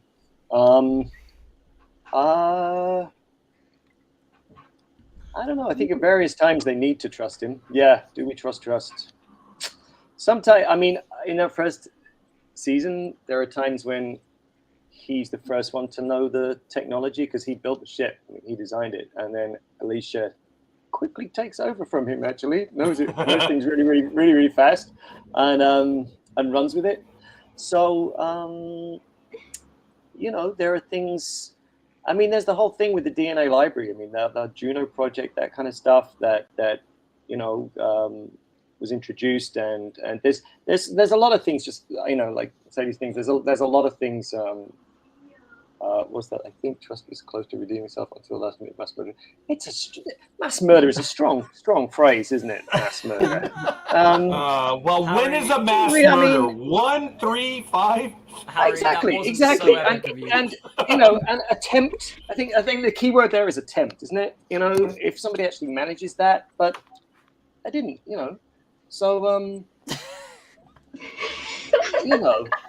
I think William is he's had a hard time. I think he's been misunderstood in different ways, and I'm hoping. No, really, I believe so, and I think that hope we get a chance to see. It's going to be fun, whatever it is. I can't wait. I can't wait to see. His heart is in the right place. I do. I think he means well. I think just like you said, he is misunderstood, and. Yeah. If he had a little bit more support, it would have gone like a very different way. Okay, hold on. Time out here. Are we listening to Helena right now, or are we listening to Mercedes? Paul, I have to tell you, the insight that we received from Mercedes about your, we actually did learn quite a bit. Yeah, very good, Brian. She was explaining something that I think the audience didn't get. We thought that you were evil, maniacal, and you were, because she says in an episode, you will lead, but you're not evil lead. Lead because you want to do better for the kids, Yeah. So I had to let them make out. I'm sorry. Helena went to bat. I mean, Mercedes. She went to bat. Oh, there it is. Yes. Hey, there you go. So she did give us that insight that there's more. You're not blinded for power's sake. You're blinded for the better, I guess. You're not completely evil, like someone that's just out to curry mama's favor. Well, there are straight evil people on that ship, and I don't think I'm one of them. Sam. Right. Yeah. Sam. Some of us have daddy issues, and some of us have mommy issues, but that's not. Samantha, what were your instructions for this role? Was it just hate or what? Was it just hate? Instructions. I feel like that's an interesting word, instructions. Well, to be honest, when I first auditioned, I was only given episode 7, so I had no idea kind of where she was going. Character-wise, like I knew there was something mysterious, obviously because of that last scene where she takes the gun, when she's in with Strickland and all the stuff with his daughter. I was kind of like, something's off about this girl. I don't know that she's all that she says she is, but I didn't know the extent of it. I didn't find out that like she was Evelyn Maddox's daughter until like multiple episodes in, so it was kind of interesting to see. I was kind of seeing the character play out as we were going, which was interesting. But I mean, I think a lot of the sort of evil actions, as I think a lot of viewers would call it, I think so much of it is just motivated by just her doing whatever she feels like she needs to do to just prove herself to her mother. I think she genuinely thinks that what her mother is doing is correct, and that is the best chance that humanity has. And so I think she's just willing to do whatever is necessary and kind of, knock down or kill whoever's in her way to be able to accomplish that. Because she thinks her mother is correct in what she's doing, but also because she wants to prove herself to her mother, and show her what she can do and show her that she's, on her side and supporting her, and she is brave, she is strong, she is, a good little soldier and all of that kind of stuff. Do you think that's going to stand up in court, Sam? Probably not. That mean, I'm not saying that mommy issues excuse that kind of behavior by any means, but I do think I did feel like there was I'm glad that plot about her mom and that relationship is, you know, we do get to kind of explore that, and we do see a more sensitive side to Kelly, especially in episodes especially episode 11, you know, when she finds out her mom has clampkins and she's been keeping it from her and all of this, and you know, her mom is constantly putting her down and telling her she's not doing things correctly and she's not good enough, and just all that negativity. I do kind of think that humanizes her a bit more, and we kind of see where her intentions lie. You know, I don't think she, for example, kills Helena Trust just for funsies. I don't think she's like coming in there being like, oh, this will be fun, let me kill this lady just, you know, for shits and giggles. Like, I think it's all, what do I need to do in this moment to accomplish my goal? And if that means killing someone, then that's what she's going to do. And do you even think that you knew you were going to, or it was an accident? No. Yeah. No, I think it just kind of happened in the moment. You know, we have that bit where Lane kind of comes up behind her, and she like knocks him back in the nose. And I think it's all just like a reflex reaction. I feel like she's nervous and she doesn't know what to do, but she knows she needs to keep all these people in this room until, you know, her Ark 15 friends can get on and, you know, get everybody off. And so she's just trying to do what's necessary to keep everyone there. And so when, you know, Reese kind of attacks her, she's holding a gun. So she does what she thinks is necessary in the moment to protect herself. But I definitely know. So how do you defend her? Actually, Michael, what she did to Ryan? Michael, actually, hold that thought. I apologize. Oh, okay. We are running. We have to be cognizant of our time. And I know we lost Christy, but I believe we're also going to be losing Paul now to a prior commitment. Paul, wow. Last minute surprise.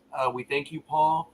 We appreciate your insight. We're going to reach out to you. Maybe we get a chance to speak to you. But Paul, again, you've given us almost 2 hours, man. And if not 2 hours, you were actually he was the first one in, right? He was the first one in. Yeah. Thank you. Thank you. Yeah. All kidding aside, though, seriously, Paul, thank you, sir, especially for the insight. We want to see you, you know, still being, well, I guess not the evil guy, but we're looking forward to see what's going to happen.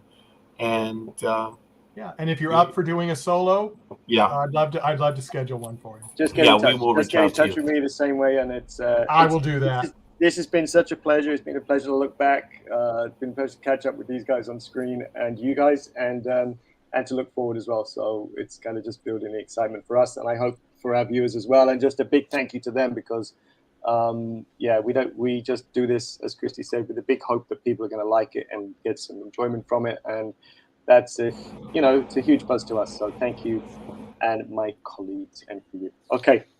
Thank you very much. Paul. Bye, Paul. All right. Bye-bye. Bye, Paul. Bye. Thank you, Paul. And what we'll do is we'll remove him right there. Okay. Michael and Jay, welcome back. Michael, Hi. what's the question that you were going to get to right now? I interrupted you. What a no, shock. it was to Samantha. I said, well, how do you justify what you did to Ryan, in those last episodes? And then, fortunately, Stacey came to the rescue. Yeah. I mean, to be honest with you, I don't think any of Kelly's actions are justifiable. I think that I think there's a reason why she does everything, and I think that is the context in her relationship with her mother and the way she was raised and all of that. But it excuses none of the behavior. But I think in her mind, in terms of Angus, I think in the first 7 and 8, even the beginning of 9, she's going in with the intention of manipulating him with the purpose of getting him onto Ark 15 because she sees that he's useful, and she's like, this would be great to bring back to my mother, this person. And so she manipulates him to get him kind of on her side. And her method of doing that is more of a like flirty seduction. But I do think that as the scenes go on, and I remember Ryan and I really did talk about this a little bit with our director, her feeling goes from being kind of a manipulation to being a little bit more genuine. as those scenes go on. And I think, in the scene in 9 where she does kiss him, I think she does kind of have this realization of, okay, maybe I actually really have feelings for this person, and this isn't just a manipulation. And I think at the root of her character, she really just wants to be loved. I think, whether that's with her mother or that's with, a man in this case. And I think she doesn't understand how any of that works. She, her example of what love looks like is what she's seen from her mom.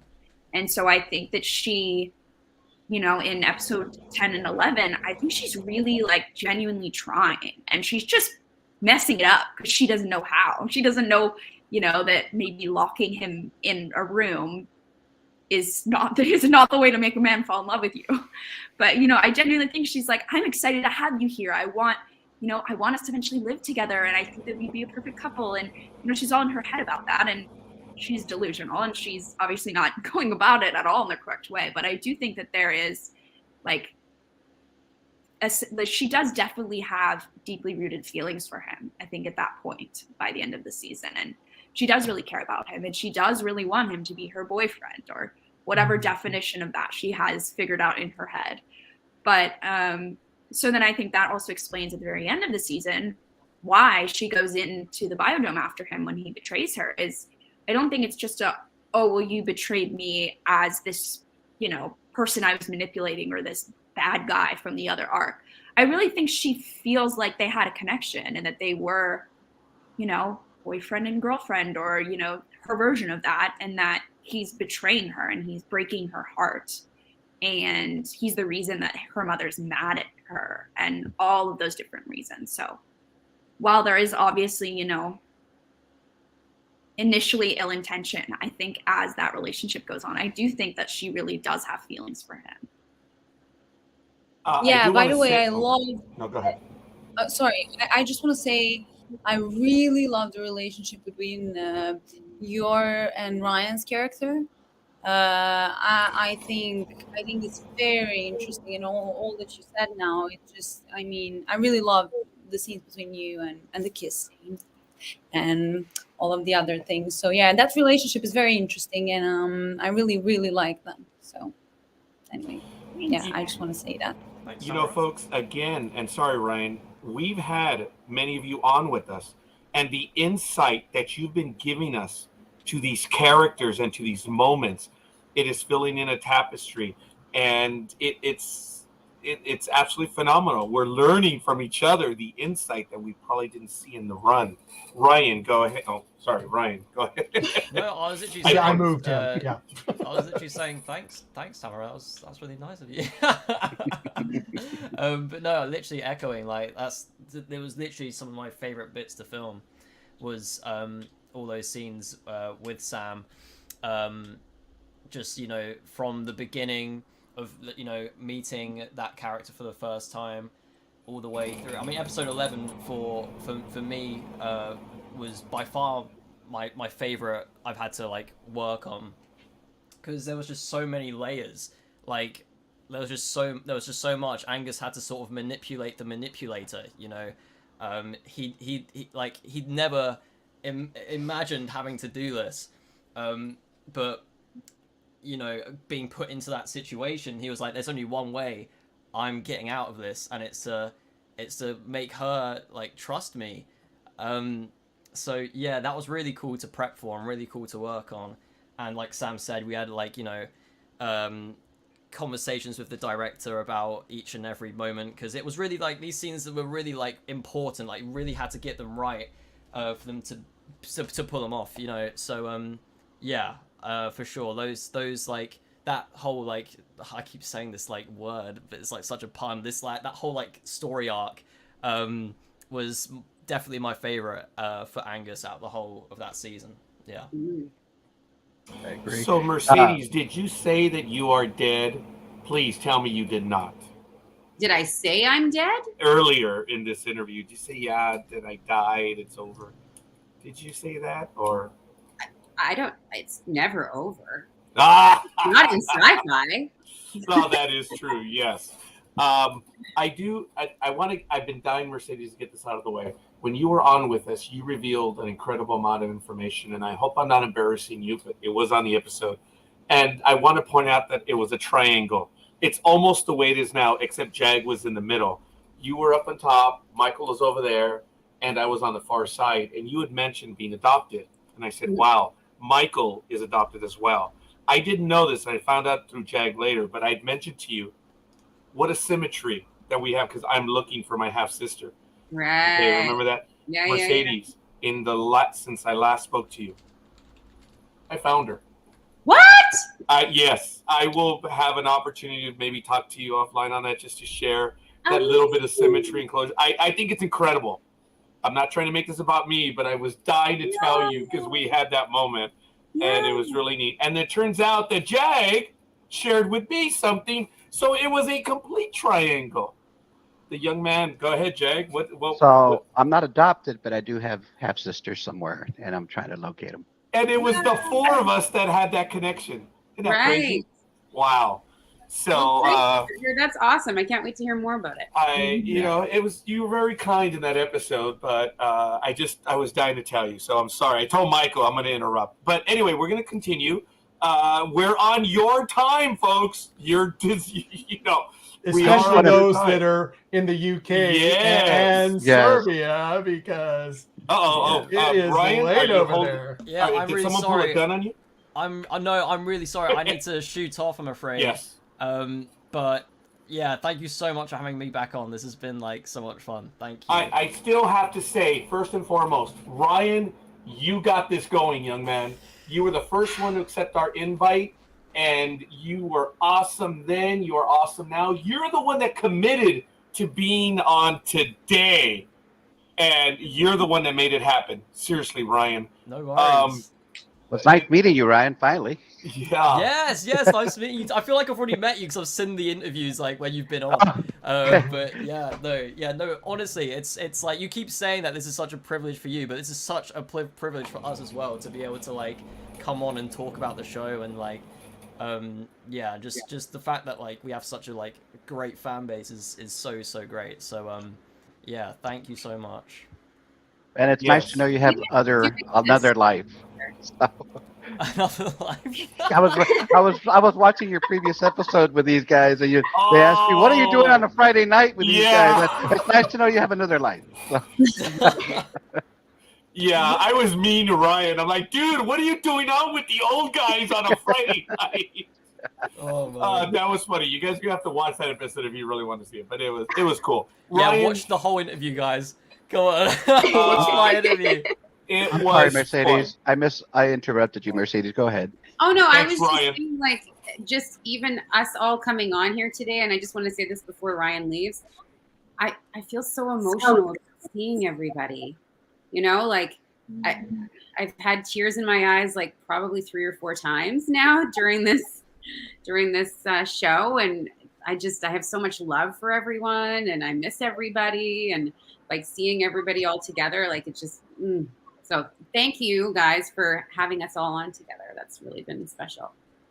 Wow. It was great. I'm just glad we ended up doing it. But I mean, honestly, it was right. We were talking to Ryan and we go, oh, maybe we're going to have a bigger show and have a few guests on. Well, actually, what we said was, hey, Ryan, we're doing weekly reviews. We're going to be doing a finale. Maybe you'd like to we said come to the finale. He's like, I'm in. And he said it several times, and I was like, Ryan. Then it got bigger. Well, I told him, I said, Ryan, we understand. Thank you, but we don't want you to commit on air. It's all right, buddy. And he kept shouting me down, saying, no, for sure. Like I said, the nightlife in Suffolk is dead, so I'm down. I'm down. Let's do it. Anyway, thank you so much, guys. Thank you, Ryan. Much love. Take care. Bye-bye. Looking forward to speaking to you again. Yes. In a bit. So it was definitely Ryan. So it's all good. We've been at this for a little bit. We are on your time, folks. So it's up to you. We're here. So if you have any other stories you want to share with us, but Tanasije, do you have any stories that because you weren't in the later episodes, but you were in the first couple. Yeah. Well, I had my fair share of sharing yesterday, like for 3 hours. Well, I know, but Yeah, I was we've got a different audience. We don't have some of the yeah, same people this time. that's true. Oh, I'm sorry. Yeah. Wait a minute. Was that 3 hours? It was a bit less 2 than the hours 3. and did we? Was it more than Mercedes? yeah. It No. was out there. It I was think out it was there. like Mercedes 2 was minutes 2 more than you. hours. Wait, what? It was what? It was 3 50 minutes and then 140, 130, what? Oh, that's almost right there with Mercedes. Yeah. Mercedes I was deliberately. on for like 2 hours that one time. So was he. No, you were 2 hours 40 some minutes. Yeah. So I mean, they're very close. They're Did you very notice the close. look by Samantha? She's like, "What?" Yeah. Just kidding. Just kidding. I was on like 2 hours, wasn't I? And I thought Yeah, that was it's long. 2 hours 7 minutes. You were the Well, one actually, that broke the 2 hour barrier. When I heard how long you were on for, Yeah. I stayed was on longer. you. And then it just kept going and going, and the time kept going, and then I came on the day before too. So, And the only reason we let Stacey go was I think her aunt said her dinner was getting cold. Yeah. We were like, oh my God. Yes, she did not have anything for 2 hours. And her family did show up on the episode. Tamara, your assistant. She did not show. I didn't hear you. You I'm told me something happened with my internet. I'm sorry. I'm trying to catch everything in the last like 10 minutes. Can you? Your assistant. We did not see your assistant. You did not see my assistant? The one that's with you. Yeah, live. Your engineer. Friend. Okay, she's Yes, here. your engineer. Yes. Hi. Hi. Patiently waiting. I mean, So this is my best friend, guys, and she's been helping me whenever I have to do something with Wi-Fi, internet, computer, logging into something, getting into somewhere on the internet, And also watching the episodes because she would not have seen this show if it wasn't without for me. her. Yeah, Yeah. because I mean I couldn't wait for the show to come to Serbia, of course, and then she explained to me how And can I yes, watch all of the episodes. Yes, because I'm like a regular VPN user, and I'm like, I'm paying for the VPN. We should be able to watch that. No, like 14 minutes. Let's see the episode here and there. Yeah, so that's how I watch everything. So she knows Nice. she knows the whole basically. Yeah. Yeah. Wow. Good deal. And I'm like, Good deal. watching over there on like the whole stream, and I'm like, okay, and then this is a good question, and this is like I'm debating whenever I should like. you should have type in interrupted. the You should have questions interrupted. myself. Yeah. We're all fans. You should have. We're all Yes. fans. Yes, that's the thing. We are all fans. So And here's the interesting thing that we already have people that are marking our time. We didn't know this. So Jathan is the boss, I tell you. wow. Yeah. Amazing. But I mean, it passes by so quickly that we don't feel it, or at least I don't, when we're talking. Yeah, the hosts don't feel it. I mean, we were talking with Tanasije yesterday, and I didn't know it was that long.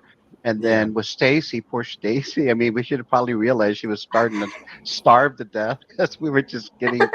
It was, and then we had Jamie on. That was why that was so much fun to have your drama teacher. Then Mercedes, wow. I mean, we were, buttoning up and, because it was Helena Trust, and we didn't want to be thrown out the airlock. So anytime she wanted to stay on, we were ready to stay on 5 hours, whatever Helena wants, So it's just amazing to see. It's just amazing just that you guys want to spend that time with your fans and us, and we just can't. I can't. I'm still pinching myself from Stacey's interview, so that was awesome. And Mercedes. Yeah, that was his first one. Yeah, as we do for all of them. But I have to say this, or I have to ask you, if there's a message direct, other than what you shared with us today, what do you want to tell? Because it's happening now. Your fandom. Take it however you want. It is. They're starting to recognize you. They're starting to see you. They're going to be going up to you. Your lives are changing. You're like, oh, it already is, idiot. But that's besides the point. It's seriously, what do you want to tell your fans? Because we are stunned at the number of people that are watching. We know they're watching, and it's amazing to us. So if you want to take a quick moment, a direct message to your fans. And we'll start up at the top. Tamara. Ooh. Ooh. I have to be the first one? This is hard. Yeah, you got moved, yeah. Okay, so direct message to the fans. I hope you liked our show, and I hope you will continue watching and watching maybe one more time again per season. And I really want you to know that we made this with all of our hearts together and good friendship and in good energy, faith, and with lots of love. And yeah, I mean, that's what I would share with you and what I would like you to feel. Wow. So are you asking the fans to go up to you? And if they do, when should they and when should they not? We need to establish those rules, guys. If they're watching, because there are times that you need to be left alone. Yeah. Yes. I mean, I have that experience in Serbia here. Often, I mean, people recognize me also from shows from here, so it's always kind of funny. So we all have those days when especially me, when I'm like, going to the grocery store and I'm like this, and somebody approaches me, and then it's kind of like always like, yeah, it's nice. But I like fans approaching. It means something. It's always like, for an actor especially, I think it's very important because we are always a bit, insecure and fragile inside, and it's always kind of cute when you get that from fans and then people who are watching your shows. And yeah, so when it comes to Ark, I mean, I would suggest them to approach and be free and say how they feel about the show. Cool. That's good to know. Tanasije? I know I ambushed you on a very rough question. I'm sorry. A mean question. Well, it's still overwhelming for me, all of this, and even being on this podcast and seeing all the comments of the fans, and even having fans of the show is overwhelming to me, and it feels like drinking comet water. You get it? Yeah, and I don't know. I think I will never really come to terms with all of this, as in that this is all real. But yeah, I'm just very glad a lot of people care about this, like Nathan, who knows the times we were, like the exact times of the podcasts, and Marsha with the questions, and everyone. So yeah, I don't know, just like, thank you for all the love. It means a lot. Thank you. Mercedes, who is now, this is her third episode, so yes. I'm blown away by the fans, actually. People reaching out and spending time, like Nathan, for example, making those gifts. And he sent me messages before where it's like the middle of the night and he wants to pump out one more gif. And it's just like that kind of dedication to the show and to putting a smile on our faces and stuff is just so incredible. I love these fan pages on Facebook. It's hilarious. My mom got into one of them and people are commenting and my mom's like, trying to back me up because people are like, thank God she's dead and blah, blah, blah. My mom's like, actually, she's a really nice girl. She should be an admin. I know. But she gets in there too. And then people are like talking to her. And it was really sweet to see. And also just all the care and the thought that goes into these backstories that people come up with, and watching the shows over and over, right? Even watching it once is amazing, but watching it again, like, finding nuances, coming up with questions, all of that, like that really takes dedication and love. And so I really feel that love. And it's very emotional for me. So thank you. Wow. Really. Thank you. Yeah. Stacey. I think a lot of it's already been said, but I just honestly want to thank everyone. Just thank you, thank you, thank you, thank you. Like, this is a brand new experience for me.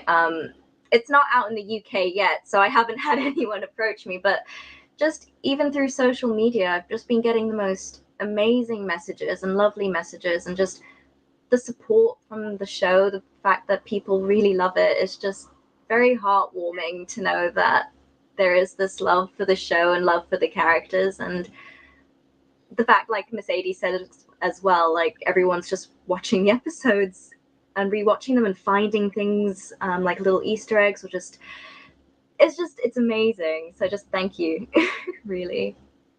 Wow, that's cool. I thank you for that. And again, yeah, I didn't think that question through. Sorry, guys. But that's why I said, if you have a message for the fans, Samantha, if you would. Yeah, I mean, again, I feel like in going last, everything's kind of already been said. I think you all summarized it really well. Yeah, it's just been amazing to see all of the excitement and the ideas, and people have been doing fan art of characters on the show, and you know, seeing all of that kind of stuff, all the theories people have and predictions, and just seeing how into it everyone is. That has just been so heartwarming and exciting and incredible. And yeah, so I guess my message is just thank you for watching. And you know, we all put so much love and time and energy into these characters, and so to see that people like them and that people are enjoying the show is really cool and really exciting. So yeah, I'm really grateful for that. You know, before I thank you, Samantha. Before I pass it off to Jag for a question, I don't know if it was on Mercedes' episode or if it was on Stacey's. I commented that as fans, we are committed. We're watching. We're paying attention. Great stories. We're trying to figure out what's going on. But I think what's blown us away as fans is seeing the commitment on your end, where you're studying the characters, you're knowing the plot, you're thinking it through. And that is amazing to us. And then Mercedes blew us away when she said, oh yeah, I'm watching it live and I have watch parties. That caught the community. Yeah, Samantha, we found out you were watching it. It's really cool because Mercedes shared it with us, and that blew the community away. I mean, I guess we always maybe thought that, but she, like, said it, not only do I do it, but we do it ourselves. That was exciting to learn. And now for everyone else, when you're watching it, please, you guys need to tweet as well. And it would be great, and see how many people respond to you that saying, hey, I'm watching it, and see if you get some comments. Now, Stacey, you need to get out pretty quick, don't you?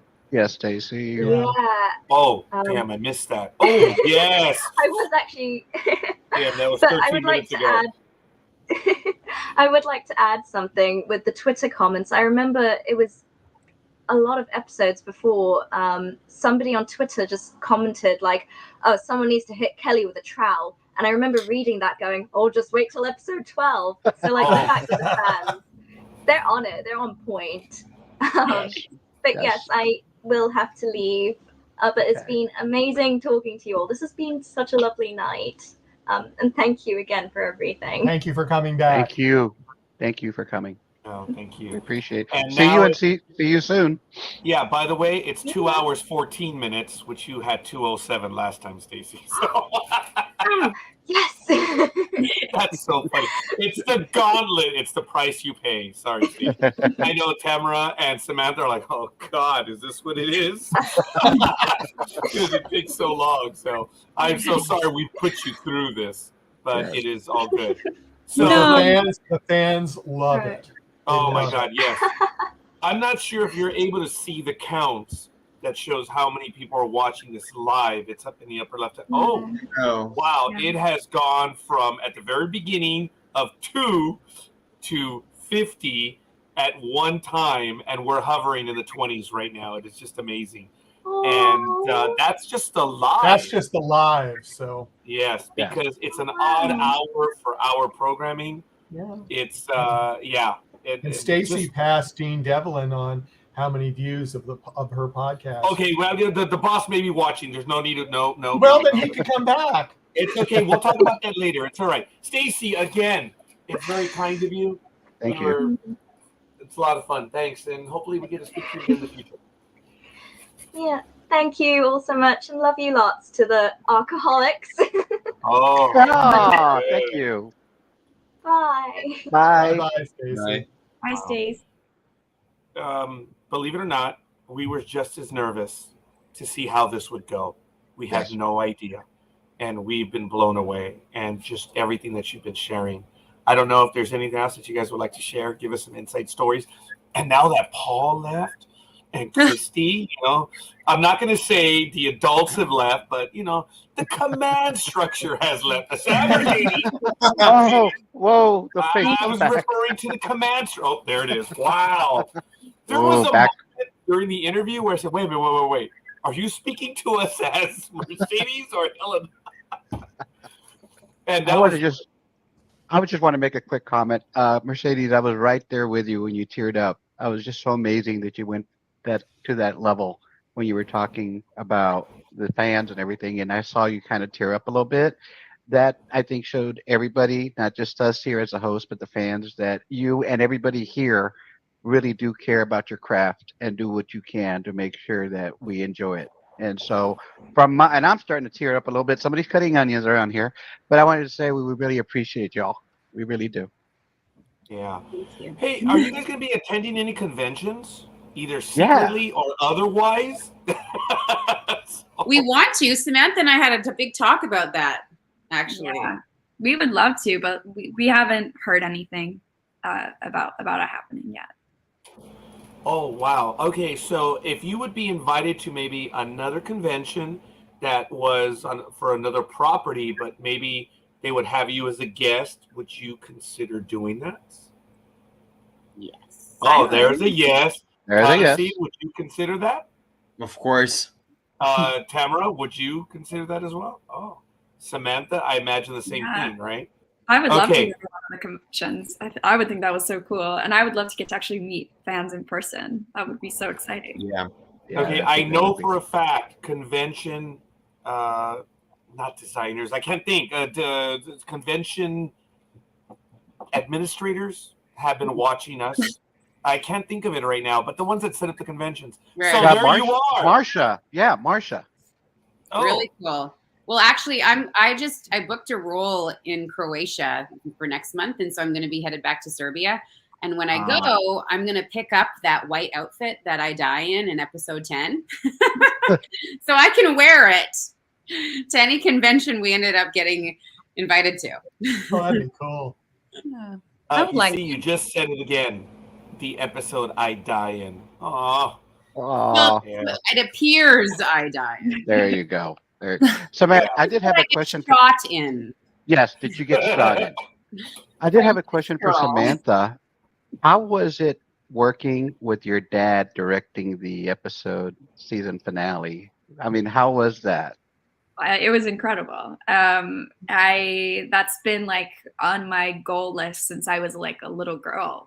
I always kind of dreamed that I'd get to do a project with my dad. And obviously it was cool that he was writing the episodes. Like, that on its own is amazing. But having him like actually be on set directing me was like incredible. There aren't words to honestly explain it. But I was honored. I was excited. And we had fun too, because, when I was, acting as a kid, I wasn't doing it professionally, but I did plays and all of that. And he'd always work with me on my characters and help me and give me notes and, give me notes on auditions and all of that. So to actually get to work with him like on a set and, he knows how to communicate notes to me because we've done so much of that together, like just in my life. It was just incredible. Like, he knew exactly how to phrase something that like would click in my brain. To make me, change or go a different direction with a line. So yeah, it was exciting. It was so cool. I can only imagine. I mean, I was like, wow, it's the two Glassners at the final episode. It was just, this is cool. So that was great that you had that opportunity. And just so you know, we did this for Helena when she was being presented on the Ark, and everybody on the live feed was just hating on her. Just so you know, you did your job well. Everybody on the live feed was hating on you when you were doing your part. So that's really a compliment to your craft, because you definitely delivered. I didn't mean to cover you up on that one, Mercedes, but Nathan says, I'm hoping Mercedes gets invited to the Comic-Con convention in Australia at the end of June. I'm hoping the convention contacts myself this week. I've got several confirmed actors on my list. So there you go. Look. Damn, he's like a manager. Yeah, okay. Oh, damn. I lost the job for publicist, right? That was so funny. That was Sunday night's episode. That was funny. Look, folks, this has been incredible. Yes. Learning everything, and it's just been unreal. Having this experience, learning your insight, and I have to tell you, or ask you, Samantha, since your father wrote the episode, not directing, writers write in coded language, obviously. What's the deal with the shovel? What's the subliminal or not subliminal meaning by that? Honestly, I have no idea. But I feel like after this ends, I'm gonna have to call him and be like, so what is the meaning of the shovel? This is not something that I have asked about, but maybe I should have asked about. I'm just curious, since you were related, for doing this show, did he ever give you any hints of what was happening, or you were treated just like any other cast member? You just got it when you got it? I got it when I got it. Yeah. I think his mentality was very much that he wanted me treated just like everyone else on the show, which I really appreciated. I thought that was really the nice way and the proper way that it should have worked. So yeah, I was getting, scripts when everyone else was getting scripts. And everything, finding out everything as everyone else was. Good. Plus, that probably helped your character as well to be with everybody in that realm. Yeah. And it looks like Tamara, looks like you're also going to leave. We really thank you. I loved your character, by the way, Griff. I loved it. I hope to see more. No, I apologize. No, sorry. Oh, I'm sorry. Mr. It's Tanasije. Correct. Yes. No, hell no. Notice all the guys bailed first. So they're just kidding. I'm sorry, Tamara. You have been awesome because you've been with us now for the last 2 days, and you spent a lot of time with us now. So it's a weekend with you guys. Yes. I'm sorry, but no, it's fine. It was good. It was good. Today I was in the sun. I got sunburned, so this is much better than the sunburns. So yeah, you did get sunburned out. Yeah, you do. Yeah, I'm sorry, a little bit. Champagne problems. Ooh, yeah. All right. It's snowing where I am, so it's snowy. It was the first sunny day in a while here, and I was like, "Yeah, I'm gonna go outside." And it was a mess. Yeah. Yeah, I felt the same way yesterday too. Yeah. Oh, anyways, thank you for everything, guys. Thank you, and we hope to sleep. Oh no, that's good, and we hope to see you next season a lot more. I hope to. Yeah, we have some ideas. We pushed them in the last episode, like Florian Shop. Yeah, the Florian Shop. Yes. Yes. Yeah. So, well, good. Thank you for hanging out with us again. We really appreciate it, and so for sharing so much of yourself and the fans. And we wish you the best, and we hope to see you next season as well. I hope to see you all too. And Michael and Jag, we talked about casting you in Ark 3, maybe. Yeah. I don't know. Yeah, dead Ark. Wow. Yeah. Thank you. I'm glad I was not considered in that one, so I'm all right with that. No, Ark Season 3, not the Ark 3. Oh, yeah, that's right. We were talking about Season 3. I leave for just a bit, and you guys are making a deal. What a bunch of... Anyway, all right. Well, we're going to push you for Season 2. Come on, shut up. Yeah. Oh, have a good one, sir. Thank you all. See you. Oh, hey, it's all good. Thank you, Tanasije. Nathan says, with Griff, one of my favorite parts was when Strickland told her she was to stay on the bridge. But why? Seriously, you participated in a coup. Yes, I was looking at my gift for that line. Yeah, that was an important moment. Yeah, that was a very important moment because she was trying to stick to the group. I mean, she knows she messed up, of course, but she was like being like, I will do this. Give me a chance. But yeah, that was a big moment for her. Him saying, "No, you participated in the group," and like that's it. But then she saves the day again afterwards.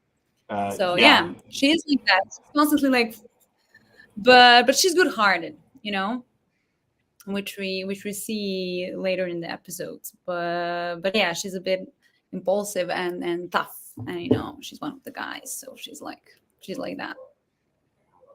Allow me to interrupt. Right now, Mercedes and Samantha, they're the next ones to go. I know it's been a long day. It's a Sunday as well. So I know there's a lot of stuff that you want to enjoy, but all kidding aside, ladies, you've been absolutely awesome. We hope you continue to do well, and we look forward to speaking to you again. And hopefully we'll have that opportunity. Samantha, you are deliciously evil. And, you're looking the wrong way. That way. Oh, I know, I got it wrong. I guess we're all going.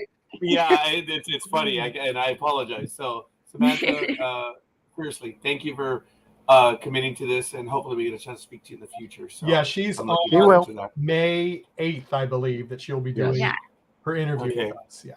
Look, we're getting quite a bit of comments, but that's it. Griff needs to have a love interest. She was quickly forgiven. Well, yeah, she was. I wish.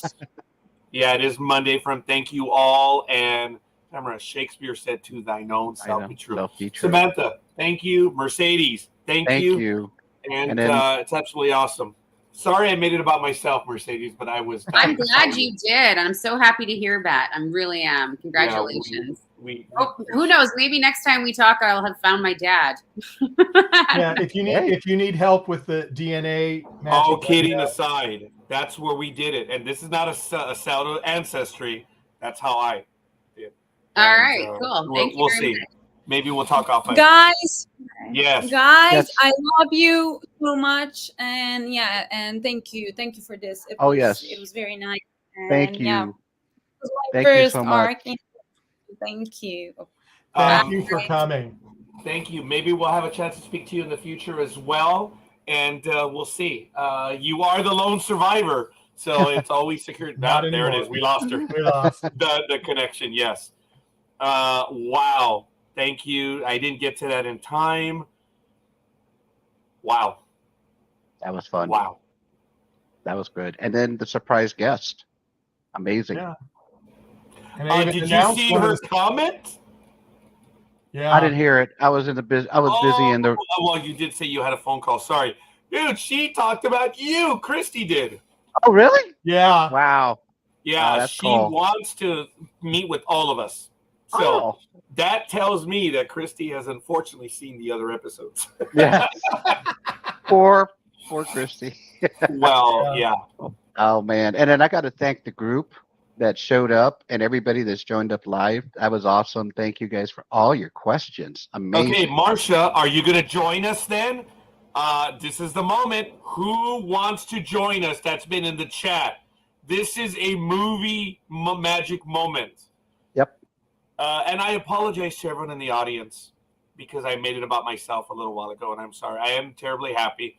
Those of you that made friends with me on Facebook know, so I'm already belaboring this. But it's his birthday! And for those of you that know, it was mine on the 21st, day after Hitler.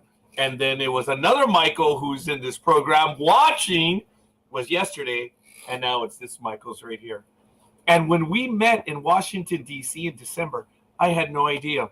That was funny. And it was the three of us that spent an afternoon together. And I thank Michael Bednar for that as well. And it was an emotional day as well. Michael, Holly, I had a chance to meet Holly as well. The only regret was I wish I would have had more time to speak to Holly, but she's a good person. She let the boys play. She did. That's what it was. She left to go spend time with others while the boys played. You're a good person, Holly. And I just want to also bring up Michael is responsible for everything that happened today. All his hard work and emailing and getting the messages out to have these people come by. Even, it landed on his birthday, but talk about a fan dedicated person that he wanted to ensure that we had a great show. So thank you, Michael. Appreciate you. There's no doubt about it. Look, the link is now going in the chat room. So there you go. if you want to join us right now in the after chat, this would be it. I know Michael's like, dude, this is gonna end. I want to go. I want to go. Maybe I should be a ventriloquist. I'm glad I Think about that. canceled my party at 6 o'clock. That's all I can say. Did you guys like that? Not too hard on a ventriloquist. I had to use this when I was in staff meetings.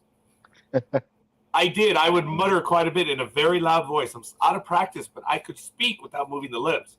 Oh, but then everyone in the meeting's like, no one has Roger's voice. You're not as sly as you think you are, Raj. Robert, I'm Roger. I'm sorry, I didn't mean to interrupt, but I just also, before we forget, since this is essentially episode 12, big shout out to the writers for an incredible run of episodes that we enjoyed. Everybody that was involved, from John Paul Nickel, Rebecca Rosenberg, those are the ones I remember at the moment, but everybody else in the writing room, Mr. Glassner, Dean for conceiving this idea of this show. We definitely owe it to the Grand Master and everybody involved in the show itself, beyond just the cast, but the crew. And we can't wait to see them come back. So I just wanted to throw that little gratitude at the end there for them. Tiny shout out to Susie Hudson, who followed us on Facebook right now. Thank you, Susie. So if you're going to follow us right now. So is this an appropriate place to talk about the kaboom? No. I mean, it is episode 12, and we did give a shout out there that if anybody hadn't watched it, there would be potential spoilers. So yeah. Oh, wow. Thank you, Michael. That means a great deal.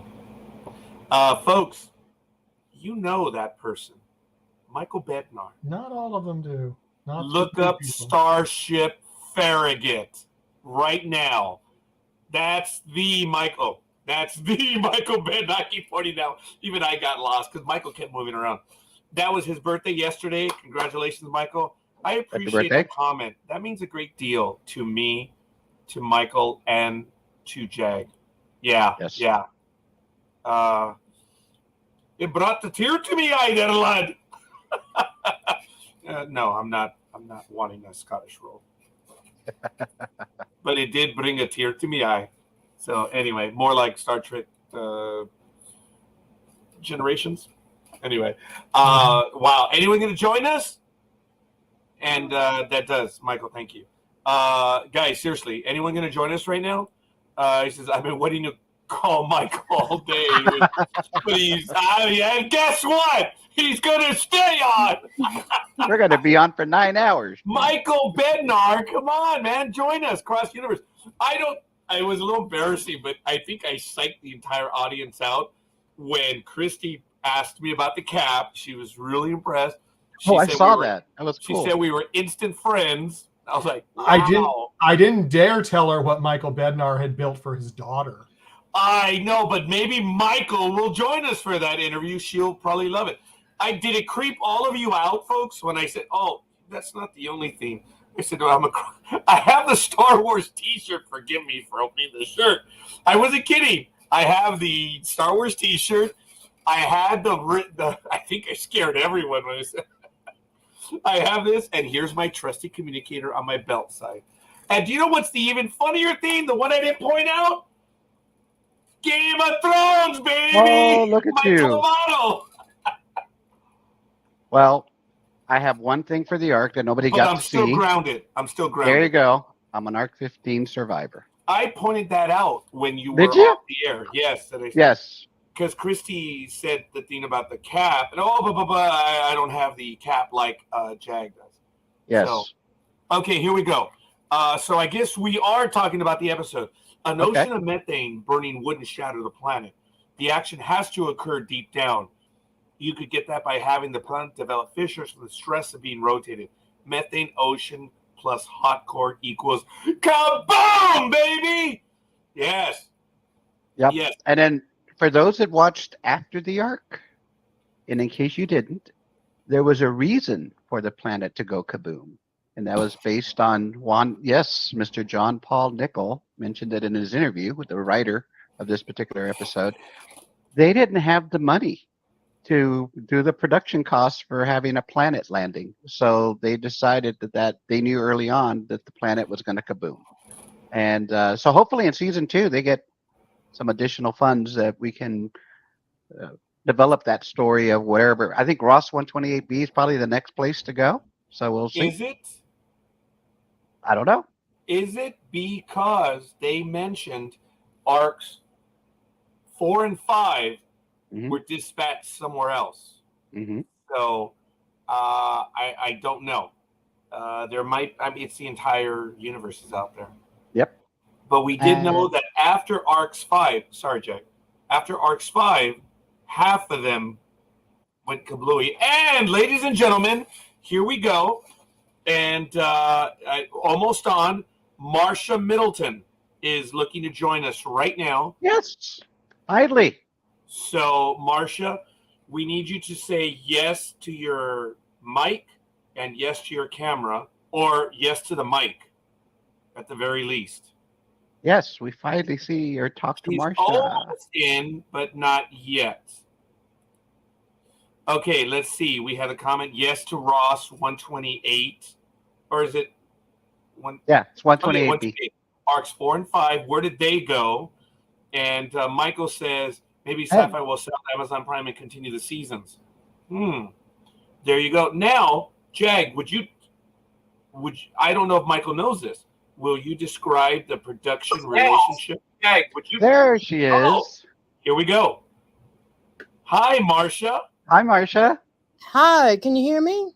Yep. We are able to hear you. Gosh, how about that? Oh my goodness. Isn't this awesome? This is great. This is my first time using StreamYard, so yay. Okay, now know that we only have you audio, so if that's your choice, that's good. Camera is not on. This time I wasn't prepared to be on screen, so. Hey, welcome to the club. Sounds like that. But it's still very kind of you joining us right now. So look, no to Amazon, says Ricky Lee. So Marsha, forgive me, we were right in the middle of Jag describing the relationship that Dean Devlin has with everyone else. So, because Michael Bednar doesn't know that, would you talk about? Well, I have kind of known Dean Devlin for a couple of decades, actually. I used to. First of all, I watched Stargate in the theater 6 times. And then I kind of knew it was going to be a part of my life for forever after that. And it really has. I have been involved in fandom and creating fan events and conventions and stuff. But Dean Devlin, I was organizing the first Stargate track at Dragon Con as the track director. And I happened to go to San Diego Comic-Con for my very first time and went to Dean Devlin's Flyboys panel and got to ask him a question and talk to him a little bit after the panel. And I asked him if he would do a video as I was going to introduce our new Stargate track at Dragon Con. And he did one. And in fact, it still resides on YouTube. And so after that, I've been involved in supporting a lot of his projects after that, because he really does have a relationship with fans. He says to all of us, he is a fan. He is us, and he means that. And it's always a pleasure to support anything that Electric Entertainment and Electric Now and he does. So and what you guys do is absolutely amazing. I'm blown away by your support of fandom. Thank you so much. Marsha, you're welcome, but understand that we are one and the same. We are nowhere on any. We are you. You are us. As I've said, and I thank you, Marsha. I do, on behalf of Michael and Jag, and I'm sure they'll get in on this one right now, to the audience, folks. It's not us. We are fans. I've said that from our first episode and I say it every time, we are you, because we're all fans on this. And yes, I'm a fan of Dean Devlin, Marcia, and I thank you for sharing that. I was a fan from Dean Devlin from Stargate, the movie, and then, of course, Independence Day. Oh, my God. It doesn't matter. On July 4th, I'm watching that baby. And it's every July 4th. That's the day that I watch it. But if it's on, I stop to watch. It is one of the rare movies that I did get emotional. I was very angry watching that movie because we were losing. The human species was losing. And I thought it was over. And Dean Devlin, great writer, producer, working with the director that he did. I forget his name right now. Roland Emmerich. Roland Emmerich. I mean, they did a lot of stuff together. So I was a fan when those two kids were working together. So I'm going to give you a little, maybe you didn't know about this, Roger, but back in the day with Roland and Dean and Marcia, you may know this, they had a company called Centropolis, and I think Roland still has that. Yes. Well, on that site, they had a message board or like a bulletin board system, and a bunch of the fans would go into that bulletin board and discuss everything that was going on that was Roland or Dean related. And Dean would would occasionally come in there and message and bring in his own thoughts of whatever discussions. And then they eventually added a chat room where sometimes he would even walk in, just like Christy did, unannounced while we were just talking about a show or whatever. He has been basically the frontier guy for fandom in regards to how things should be done. He was the first guy that put a VRML, which stood for Virtual Reality Markup Language, on his Centropolis site for Independence Day. He actually had a gallery in VRML. I think we talked about it in an episode prior that he was the first one to have a movie website for Stargate. So he's always been on the forefront of fandom, and it is clear that love for the shows that he does and for the fans, it continues and remains strong. He is a friend to fandom. He has been. I pointed out, I think it was last episode of the one before, he's been on our program before. And folks, I told you that story, and I'm not going to put that actor on black. Well, if you go and listen, you'll hear it. We had a twofer scheduled that night. Dean Devlin was on first, and then we had the actor that was going to follow. And if you hear on Blog Talk Radio, we're like, oh, yeah, this and this. We got Dean Devlin, and then we have so-and-so following us.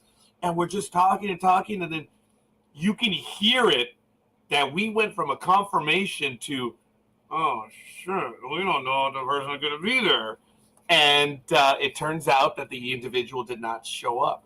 And he could hear it in our voices. And do you know what he did? He had agreed to be on with us, well, for the hour, because it was a 2-hour program. And out of nowhere, he's like, I said, well, Mr. Dean, he says, well, I'm still at my office. I'm good. And he stayed on with us for another 30 to 40 minutes.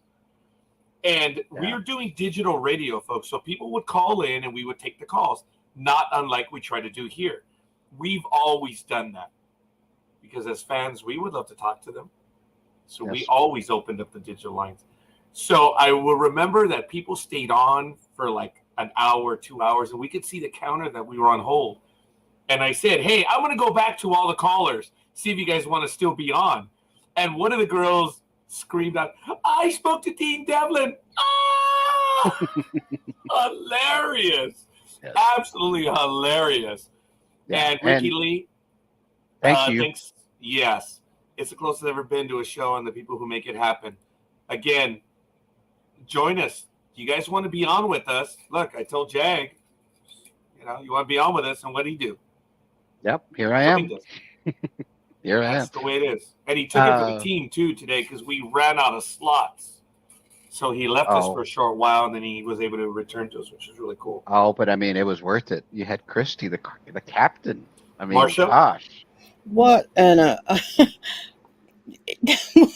I'm laughing out of glee because what just happened was so incredible and a testament to you guys openness and safety that they all felt and coming on, you created a reunion for them that they neither expected, but they really, really wanted.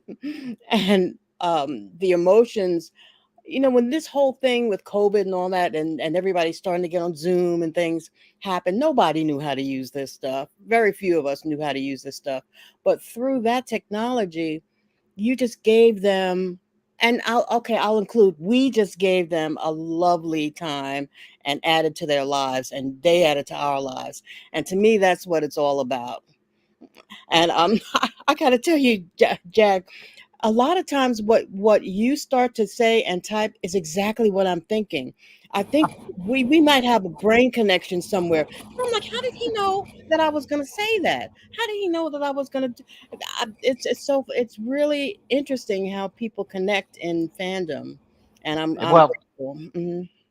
because that's what we are. We're fans, and I mean, you obviously, I think you were the one that had in one of our comments, you contributed so much to our show, and so have the rest of the fans that watch this program. They've contributed so much, but I think you were the one that mentioned that Dean had mentioned having Tennant as a potential guest star on the Ark, and sure enough, like a couple of days ago, Dean posted that the actual video of that WonderCon.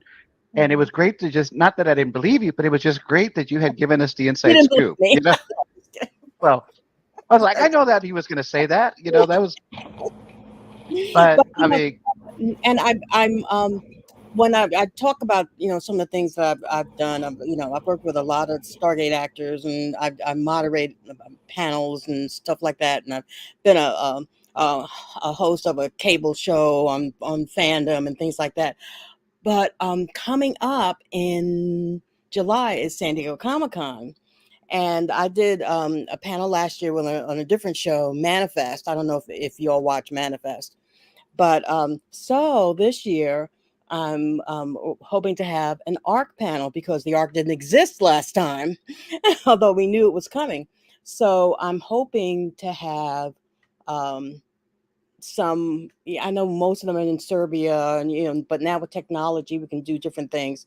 But I'm putting it out there so that if you guys are around in San Diego, or it would be fabulous to have you all on the panel to talk about the show live and in person, or you want us on the panel? It would be cool. Oh wow! But no, you want us in the audience, right? Yes. I'll clap.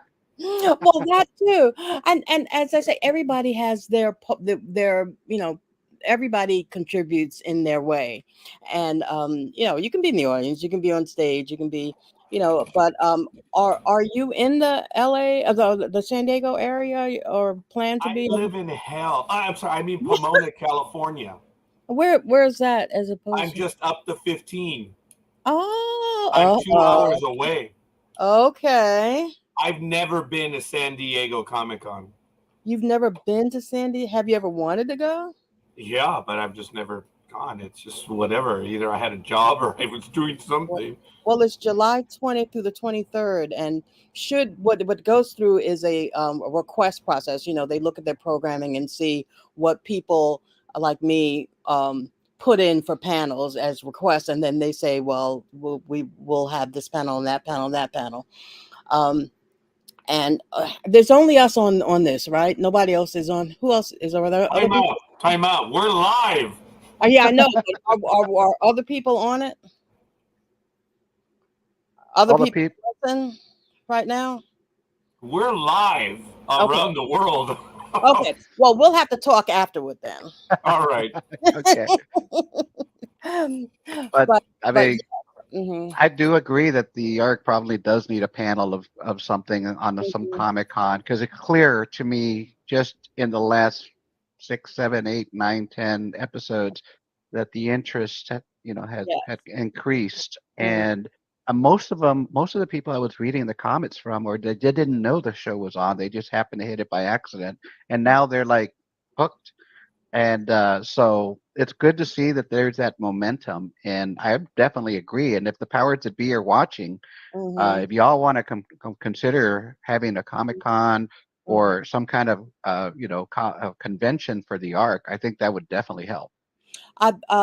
Yes, I think that the Ark fandom is growing exponentially. I agree. And you're helping to feed it and nurture it and help it grow. And I know that Sci-Fi Channel recognizes that and they see it, and Mr. Devlin and the other powers that are creatives in the show are seeing that and want that to happen. So yes, I agree. Ladies and gentlemen, in a non-partisan comment, we have breaking news that happened during the program, which I found terribly amusing, and I'm not expecting my guests to comment on it, but this broke about an hour ago. Breaking news: NBC Universal CEO Jeff Shell is out at the company, citing inappropriate relationship. Wow. Oh, well, I thought you were going to say there was a season 3. That broke. I love what Tanasije said to me, though. He says, Rod, shut up. You're in season 2. I had to step away yesterday as we were doing the episode, as life was calling, and I kept coming back in between appointments, and they were still on. You guys are still live? Oh, he was great. He was great. Yeah. He was just, even, I was going to say, and I didn't get a chance to say it with the cast, but I just loved how the show just was so inclusive of everybody, whether it was a primary or a secondary role or a supporting role. The show was built around the fact that we got involved with everybody, no matter who it was. And I think that was a good way of going about, because I would love to see more of a Cogner backstory. I'd love to see more of a Griff backstory. I'd love to see more of a Florian backstory of these characters. Even remember Eva's assistant as well, the one that was coughing in Ark 3 that was, didn't have the air because the air was being vented. I'd love to see more of a backstory from that character. So it's just so many people that the Ark introduced us to that I just would love to see, hopefully expanded stories as we move on. And now we have a second season, and they're writing it now, and it's going to be so much fun. And I'm glad to hear that they're actually filming apparently this summer. Yes. So, yeah, they got to go ahead real quick. We were talking about that the last few weeks, but folks, let me tell you, we will be live. We will be on air when they return, and I don't think we're going to do Wednesday nights if they're on Wednesday night. We're going to stick to our Sunday night reviews. It works. And I look forward to it. I thank Michael for introducing me to this and introducing me to all of you. I didn't know any of you, 8 weeks ago. And it's amazing how it's changed. Marcia, it is wonderful to put a voice behind you. We're friends on Facebook. And it was very kind of you. You sent me an invite, and I accepted. Yeah. And I don't comment quite a bit on Facebook, only because it's that time of year for me. But I did have an announcement, and folks, really, what happened on a personal level, it did change my life irrevocably. And I spoke to Mercedes about it that evening, and that's why. And here comes Michael's coming back. It was major. So that's why I said, I'm sorry I'm making this about me. We spoke about it, and Mercedes remembered it, and I could see her reaction. And it's just... Dude, she got emotional today. That was amazing. She actually had tears. They all did. It was amazing. Yeah, they all did. You had to catch them at their moments. They're all human beings. They're real. This cast is amazing. It is. They are. They all are good people. Yes. Do you know why they're good people? Because they give back to the family. Mm-hmm. They're kind. Yep. They're not expecting anything other than, the fandom watching. That's all they ask. Yep. Just watch. Michael, we've been talking for a little while. Everything all good? Oh, yeah. Yeah, Michael says hi. I thought you were talking to him. Absolutely. Michael, I appreciate that comment. Folks, again, you have these two gentlemen, Michael Day and Michael Bednar. They are from Starship Farragut. You have to check their episodes out. They're doing Star Trek as a fan project, and their stuff that they've done is absolutely amazing. And you guys need to check it out. But well, and Marsh has been to our. Oh, she has? Yeah. You say Marsh has been to our sets. Oh yes, in Kingsland, Georgia. In Kingsland. Mm-hmm. I love them. If you haven't been there, if you can go, tears, crying, it is unbelievable. What Michael Bednar was the main one for the set So building. I am sure I probably met him because I've been there several times. Well, let me interrupt again. And Michael was on with us for 2. Actually, Michael holds the record for being on with us. He has done about, 11 hours over 2 episodes? Yeah. Yeah. Wow. Talking about set construction. The set construction, what he built, along with everyone else. With pictures. And I owe Michael an apology because I missed it, and I did it, and I admit it here now. We had him on, not necessarily set the record straight, but to share his story. And then what do? We had a guest on shortly thereafter that basically pissed on that entire history. I was stupid, Mr. Bednar, and yet you still entertained me in your home. You're a good man, buddy. You're a good man. I was stupid. I was caught up in the guest, and I was disappointed the way the interview wrote out, and I didn't say a word during the interview. That's why I owe you the apology, Mr. Bednar. And look, there's the YouTube video. So I'm going to leave it on there for a moment. Take a screenshot. Here, take a screenshot. Or write the links and you can check it out. But Michael was on with us for a long, and there's still unfinished business. He has to come back and finish that episode because he and his compatriots built those sets. What is there is what has been added to them and what has been changed. Mm-hmm. The skeleton, the bones of that set down in Georgia are by Starship Farragut. Yes. Done. Mm-hmm. Any revisionist history is exactly that, revisionist. Yeah, it's all right, Michael. No, it is needed. It is. So I would have been pissed. I would not have had the Joker in my house. And Michael entertained me when I went. Michael and Michael Day entertained me when I was there in Washington, D.C. just last year. And the year before, Michael Day and I went down to Florida. Mr. Bednar was not able to make it. My daughter went along with us. So I have a joke with Michael that we're meeting every December somewhere. So I'm already starting to push him. Where are we going to meet now, pal? Where are we going this year? San Antonio. Who the hell? Oh, okay. We're closing the state. Maybe we're closing the state.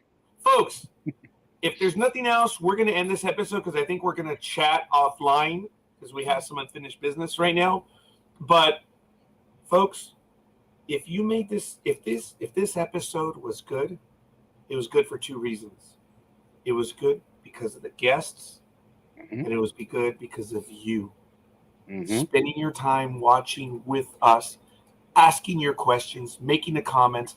Did you notice that several times our guests commented about your comments? They said, this is wild. They love this. They were paying attention. Yes. Yep. That's not Michael. That's not me. That's not Jag. That is this platform that you come to spend with us. Yes, I get emotional because I mean it. I am you. You are me. We're in this together. I've been doing this for 15 years. I'm here because I believe it. So I'm going to end it at this point because I want to get into 3 hours and I want to talk to everyone offline.